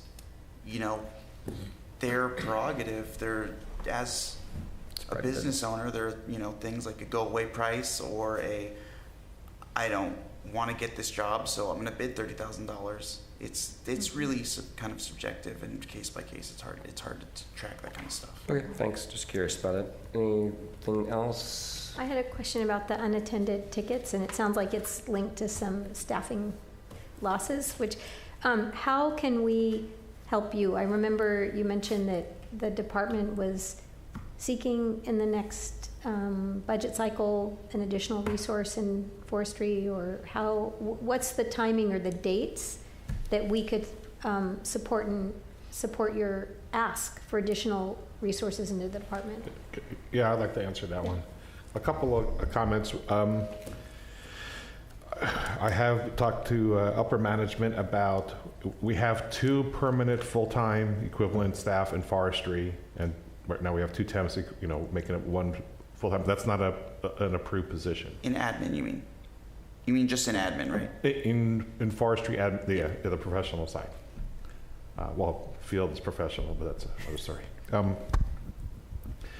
March 28th, Carpenter Hall, Council's doing a strategic planning workshop. I think the last time several of you attended that workshop to talk about more shoreline infrastructure things. If you were to go in and pitch for more staffing resources for forestry, that would be great.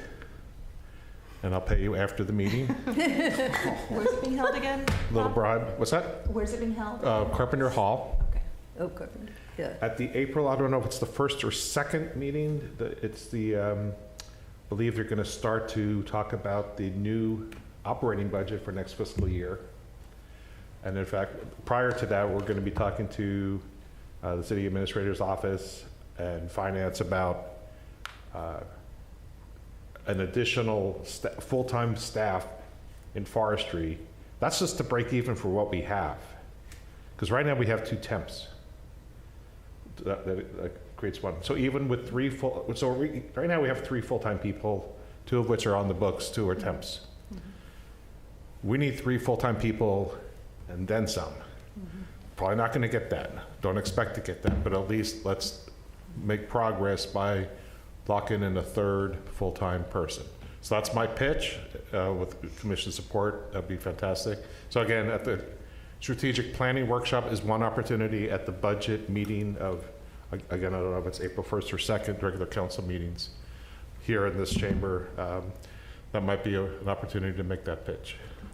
And what time on March 28th? Sorry? What time on March 28th? All day. 10? No. I think Starts 10 at to 10. 2 or something, 10 to 2. something like that. March 28th or March 20th? March 28th. Yeah. You said 28th or 8? Or 20. 2/8. 2/8. 2/8. Okay, that's what I got. Thank you. And 10, what did you say? 10 to 2. So but the ask, but for the ask for the, unfortunately, I'll be out of town on the 28th, but we can come to the early Sure. April sessions. Correct. But what are you planning to ask for? A full-time to replace the temps and the temps? You're asking for more than just a break even, right? Because we're talking about personnel, I think we can't really talk about this in an open microphone. Oh, but okay. but although the point is, our capacity, we don't have the capacity to meet the needs. Yeah, that's. And the tree permits, if you put on the city hat, it makes a lot of sense because there was a little bit of redundancy between planning and building, processing tree permits and public works, forestry, tree permits. So it makes a little bit, there's an opportunity in the long run to have a little bit more efficiency. But in the meantime, he's still dealing with storm cleanup and has an additional burden. We need more help in forestry. Well, That's certainly, the- right? that's the I mean, bottom line. as we think about our city and how we want to support our residents, Right. the 800-something tickets is a perfect example Good, of why we exactly. need help, right? Right. Right. There's probably no other department in town right now that has that kind of backlog. Well, I don't know. Boy. Jumping ahead. At least we can be the forestry There you go. squeaky wheel, right? There you go. You could probably submit a letter if you can't make that Yeah. March 28th as well. So, Mm-hmm. okay, why don't we open it up for public comment? Is there anyone from Chambers that would like to make any comments about the forestry report? Doesn't look like Chambers, but I see some enthusiastic hands online. So, Ramey, will let you lead off again? I think Linda was first, sorry. Okay, sorry, Linda, Ramey. go We're ahead. going to let Linda go first. Linda, can you hear me? She's on mute. I think it was up, my hand was up by accident. Okay, no Okay. problem. Ramey, is your hand up by accident, or did you? No, my hand is not up by accident, thank you. Justin, could you please speak to the number that's on the little table there with the green header says historic permitted removals and required planting? The number that just is glaring at me is 164 required replanting of upper trees from 2023 and 72 of 2023 as well. What or who is being tasked with making sure those trees get replanted? That's the magic question. She doesn't. Staff? Yeah, I'm thrilled to hear Bob say we need more people in forestry. We need a forestry department, as in a department that really, really is robust. We have a forest here, everybody. This is crazy to have 800 some tickets that can't be addressed, 164 4 upper canopy trees that were lost last year that nobody is checking to see if they are being replanted. It's a joke when people go in and they say, you have to plant 2 upper canopies and 1 lower canopy. They walk out of the office and they go, what? Nobody's going to be checking on this, so why do I bother? Anyway, I'm going to cut to the chase and just say Friends of Carmel Forest wants to do everything we can. We are a few numbers on an aging board. However, it's really close to our hearts that we want to get trees replanted. We are working with Dale Burns and Carmel Cares, collaborating on organizing some stump removals. I think we can get it done faster than the city can get it done, especially hearing this backlog of stuff going on. We will plant a tree in any place that we can. So any place that anybody on the Forest and Beach Commission sees, or Justin sees, or Tom sees, or any of the staff there, Bob, put a rock there, put a flag there, go back and identify it and call me or text me and let me know, hey, this is a spot for a tree, because we need to help get trees back in the ground. Thank you. Thank you, Ramey. Okay, so we'll go ahead and close public comment. We'll bring it back to the commission. I don't believe that they're... Chair Myers, can I just interrupt? Linda has her hand up again. Oh. Is that an accident, or did you want to have a public comment? She said it was an accident. She took it down and put it back up, right? Yeah. Oh. That. I Linda, think you're muted. she's working through some technical difficulties. Okay. Yes, okay. I just wanted to support what Ramey said. In my neighborhood here on Lincoln Street, there have been a total of about 10 oaks removed in the last 2 years, and not one was replaced on private property. And it has made a huge difference in our neighborhood. Houses that were, were sheltered by the oaks that were removed are now standing there like sore thumbs. So Ramey's right. We really need to start a big replanting program. And bless you for saying you'll replant. Thanks, Ramey. Thanks, Linda. Okay, we're going to close the public comment, bringing it back here. If there's anything else from the commission for our forester. I just have a question on planting of trees in city property. That also requires a permit, correct? Yes. Yeah. Okay. Okay, great. So we'll go ahead and move on our last order of business is the Public Work Director's report for February. Thank you, Mr. Chairman. Can we pull it up? Just the first page, the outline.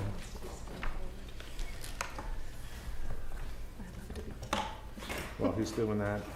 Okay, city council actions related to forestry, parks, and beach. First of all, council met last week. A couple things happened that pertain to us. The council accepted Carmel Cares donations and services worth about $149,000 and 6,000 labor hours. That was approved. The coastal engineering study, which Dr. Revelle mentioned, we had the $500,000 coastal commission grant. It was approved and executed. $450,000 was approved for an amendment to that consultant team to do the phase 2, the adaptation, the local coastal program amendment, and the outreach and all that. Council also approved $100,000 that was initially earmarked for that study to go to beach stairs and shoreline repairs, in addition to the brand new $50,000 that Chief Tomasi mentioned, we just got very recently from FEMA, or it's coming from FEMA. And then I presented the first draft of the capital improvement program, which kind of ties into part B. So what I wanted to do is spend a few minutes talking about capital improvement projects completed or will be completed by the end of this fiscal year, and what's proposed for next fiscal year relative to parks, forestry, and beach. Okay, so for last fiscal year, We completed 15 capital improvement projects relative to forestry and parks. One was the Mission Trail Nature Preserve tank and pump house removal. The well was decommissioned. The power pole was removed. So that was the park project that was completed. We're saying that the urban forest master plan the report itself will be completed by the end of the fiscal year, although public outreach, the ordinances will go on well into the next fiscal year. The coastal engineering study, we just heard the last two chapters. That's essentially completed now. So that pertains to the shoreline. So those are some capital projects. We also had some operating budget projects that were completed, another 14. The ones related to forestry. In Mission Trail Nature Preserve, tree removals, we had an allocation of $75,000 for to remove 43 damaged trees from the 2023 storms. And I believe you still have a few dollars left over. Don't say how much. No, we're still working, right. Clearing trails and doing but stuff. that was the task. That Yes. was the project. Scenic Pathway Gardeners, that's reimbursing Carmel Cares for their contracted efforts along Scenic Pathway. You might have heard this one, Beautification Ocean Avenue Meeting Islands. We have $25,000. We haven't spent a nickel yet, but told Mr. Byrne that we have till June 30th to spend that $25,000, which I think is going to happen. We had the wildfire risk assessment plan, which, if you recall, October, November, then the fire chief Panholzer made a presentation to the committee, or to the Forest and Beach Commission, about the community fire prevention plan. So that's all but done. It still has to be approved by the boards. Forest Hill Park split rail fence was installed, and as soon as next week or two, we'll be starting to install that split rail fence at North Dunes. Two little projects. At Mission Trail Nature Preserve, at 11th Avenue, the footbridge. We replaced the footbridge as a Christmas It's a nice footbridge. team building project, including the entry road, and replaced the gates. Last year, Forest Hill Park nature play equipment, Leadership Carmel donation. That was worth $30,000, and it didn't cost us hardly anything. North Dunes Habitat Restoration, year 8. That was the ongoing monitoring, binder, maintenance, weed pulling, and that type of thing. So again, in my opinion, quite a few forestry, parks, and beach-related activities funded both by the capital program and the operating budget were completed or are in the home stretch of being completed this fiscal year.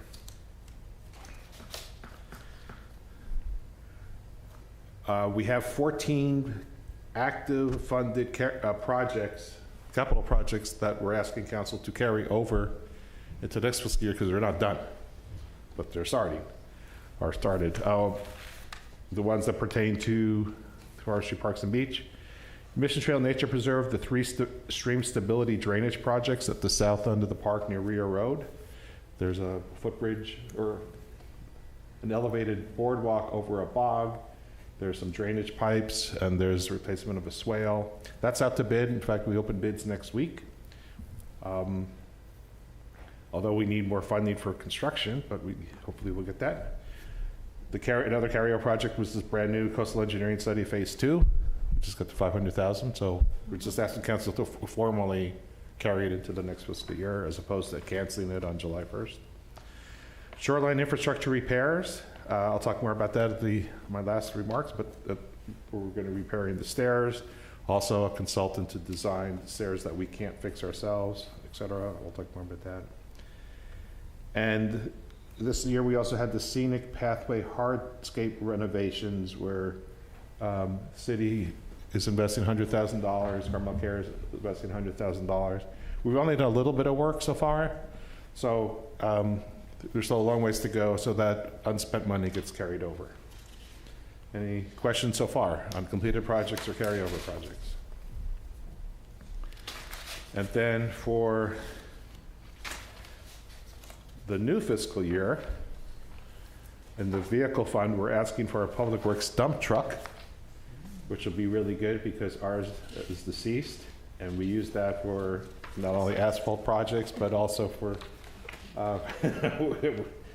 mass wood chips into a Visual Nature Preserve or hauling trees and that type of thing. Hope to get that.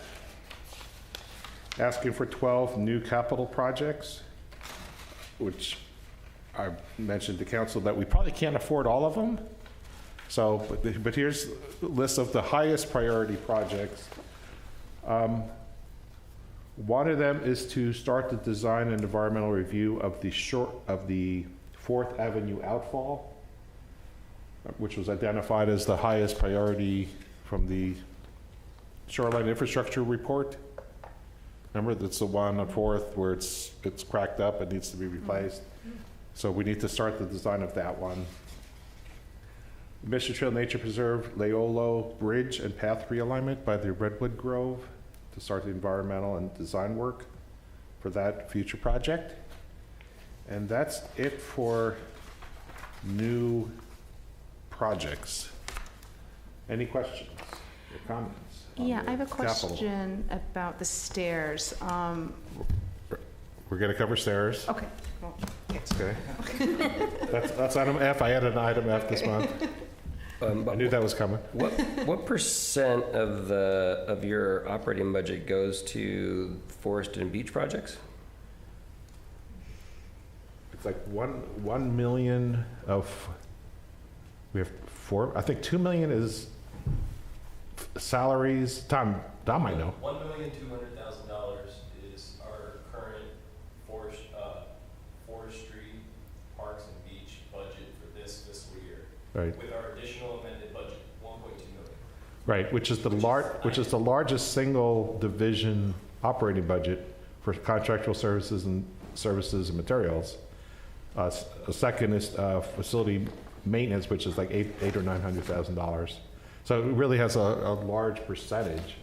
All the salaries and benefits are kind of rolled up department as a whole. And that But programmatic spend, you're saying 1.2 on forest beach parks and 800,000 on facilities? So over half then? Right? Over half is for. Well over half. Yeah. Roughly half is salaries. Almost the rest of the other half is forestry and facility maintenance. A little bit goes to environmental, a little bit goes to, what's the other one? Streets. Bare bones. And capital, we have another division, project management for the capital program, which is really paid for out of the capital projects. Okay, thanks. All right, that was item B. Item C, climate committee meetings and climate action plan. I think we had an update. Volunteer organizations. We already had an update on the Indian Islands. And then also, this will be coming before you next month. This is Mission Trail Nature Preserve, the Friends of, are proposing new signs, new entry signs. So we're going to be seeking commission approval of the different types of signs. Okay? Not, if I recall, not radically different signs, but just kind of new and improved signs from what we have today. So that'll be coming next month. And that the intent is to be funded by the Friends of Mission Trail.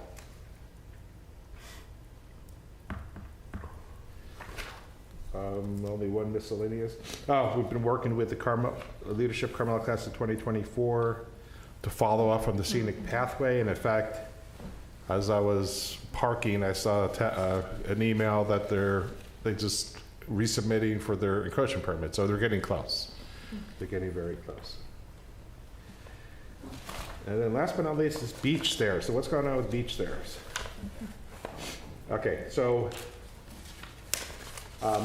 February 22nd, we met with the Coastal Commission. And we told the Coastal Commission we have problems. We have a lot of staircases that are closed for safety. Some are we also did a field assessment, I should say, backing up. So we went out, we looked at every stairs, documented photos, that type of thing. Okay, here's where we're at. Then we met with the Coastal Commission. Hey, we have a lot of damage to our stairs. Some are very damaged, some are not so bad, just needs a little bit of work. And we have revetments that have problems. We have seawalls that have problems.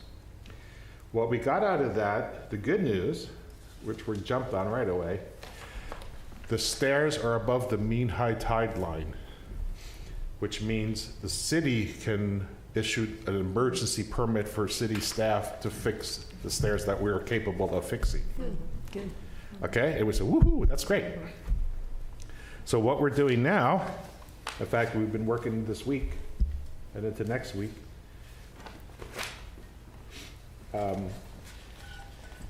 Concrete stairs that are being fixed as we speak. 8th Avenue stairs, so they're imminently going to be opened. We're going to have new signs at the top and bottom of each stairs that says, stairs open, use caution. Stairs open, use caution. Because still at the bottom of some of these stairs, it's open, but you have slippery rock and, you know, you're on your own, but the stairs are open.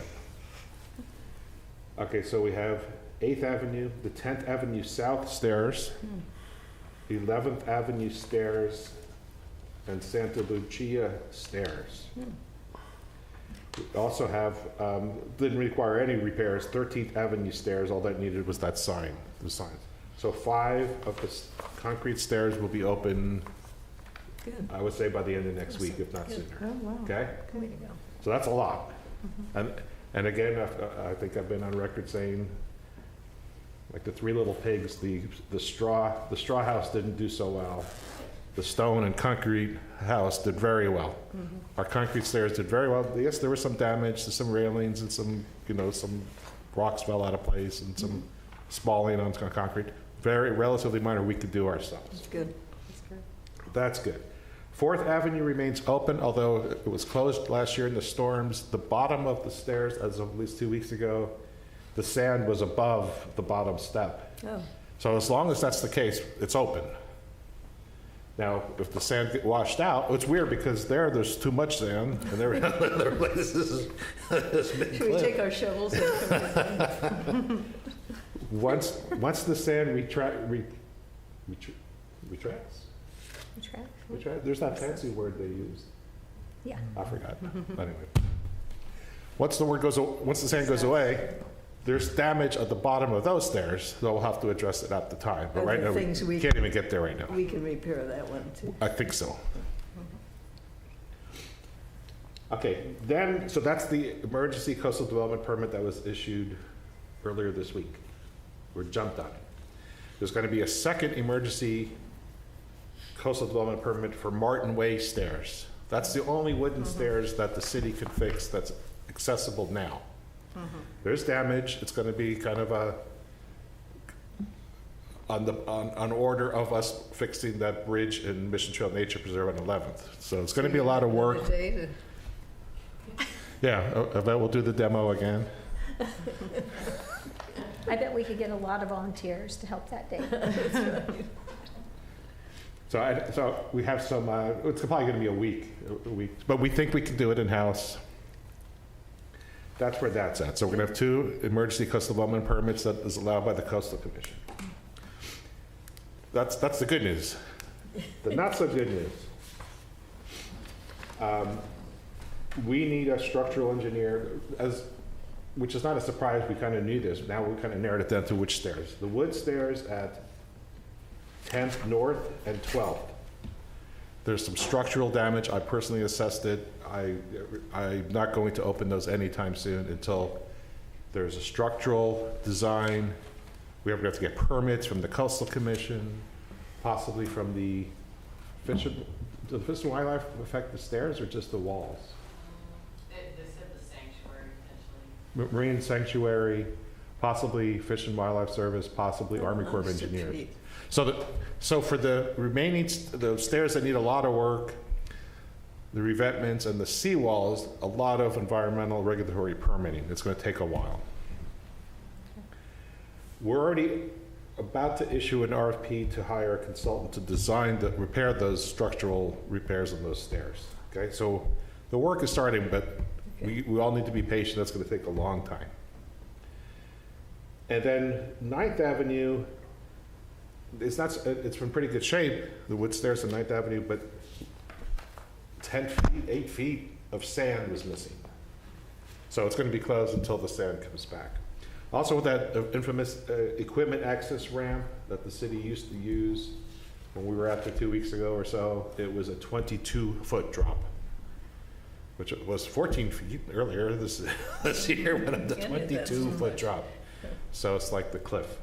So we have to kind of be patient, wait for potentially years for sand to come back so we can reinstate that emergency access ramp for emergency/equipment access ramp. That's what we're doing on the stairs. And then going back to Coastal Commission, talked a little bit about revetments. It's like, hey, can we do a little bit of revetments? Can we fix it? Can we replace it? Can we whatever? It's going to be an uphill. My assessment, and Mary, help me if I'm wrong. My assessment, they don't want that. It's going to be case by case. So I think, if I may, very minor adjustments and maintenance of existing revetments with all the environmental permitting might be okay. Rebuilding one might not be okay. So do we know why, Mary? Can you explain? Because you're environmental and I just pour concrete and stuff. I don't know. Yeah, I mean, I think if we repair in kind, that's typically what they'll allow us to do. But we need to open up that conversation with them and see if the design that was previously used is still something that we want to continue with, or if we go with something new, it might be a longer road. All right, thank you. Yeah. So deferred capital maintenance hurts us here significantly, right? Because if it becomes unrepairable in kind the way it is and you have to go to something new, that's when Yeah. they have a lot of resistance, right? Although we did talk to the Coastal Commission about potentially using stone concrete steps, which for access. I mean, they're all about access. And if we can, design something that's more permanent than just replacing stairs constantly, the wood stairs, then they were more agreeable to that. So, yeah. Thank you. I don't know if that answered your question. Yeah, but, there's been some resistance, right, on, not in this area, but in seawalls to protect. Right, the seawalls private is a property, different et story. cetera. Like, Yeah. there's a lot of controversy right now about reports describing all of this potential future in 20, 40 years. And a disfavorable position on armoring, which was included in this report, right? As a solution, right? There's a lot of so that's why I think, yeah. looking at those adaptation strategies that they're going to propose and working with the commission, I mean, that's what this next phase is all about. But I think when you can repair something that's still in good shape, when you qualify to issue your own permit, right? That's the best status possible. So trying to be out ahead of preventing, like being able in the position to continue to make repairs is strategically, right, highly valuable to the city. Definitely. Right. But even revetments, there's five or six revetments. Each one is a separate case, so there's no one size does not fit all. Yeah. Unfortunately, and then also, I think big picture, we're making progress. We're doing what we can on the stairs, on all of them. We have a game plan. We're going to get a consultant on board to do the structural designs, that type of thing. But then we have to wait for sand. That consultant who's going to be doing the structural design will also have an environmental consultant to figure out all the permits necessary for all those revetments, the things that we don't know today, right, and all the seawalls that need the repairs over the long haul. So now we'll be able to put the unknown into a known. And then I also mentioned for the seawalls, there's 11 seawalls. One is in really bad shape, the high priority, and that's on 4th Avenue. So I'm asking for money to get that going starting in July. Have we asked, I mean, I'm just curious, because of the resistance for de novo construction in some of these areas by the commission, do we know, I know they're all about access, but do we know if we have many access points on our beach presently? Do we know what they feel is sufficient access? Because it would be unfortunate to waste a lot of city money on Yeah. structural, like RFPs, getting structural Right. engineers, and starting to go through a permit process where we're betting on access when we already have 8 points of access open Right. across the Yeah, right? I 1 did- mile strip of beach. Do you see what I'm saying? And it also ties Yeah. in, it also ties into sea level rise. Like, Yeah. why are we replacing this if it won't be accessible in 50 years or something like that, too? Yeah, I mean, we did bring that up to them, and we're asking, you know, well, what if we removed a couple of access points and put more money into doing a more permanent access point? And they don't were like more, that. yeah, they Yeah. wanted to keep as much access as possible. It seemed like was their position. Well, I think also generally restrict building, right? Restrict new construction in the zone. Yeah, but I mean, if it went towards access, they were.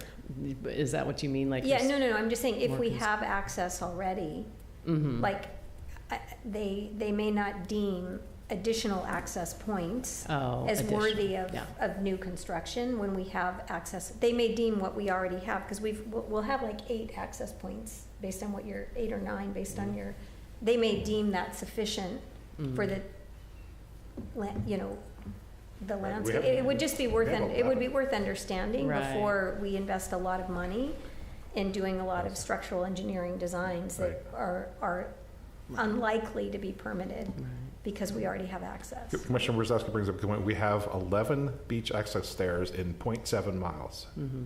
That's probably the world record. Right. So in a way, it's coming back to haunt us. But maybe we're not there yet, but maybe instead of replacing both of those structurally damaged stairs, maybe we just tear one down and replace one in concrete. Would that satisfy the Coastal Commission and the community?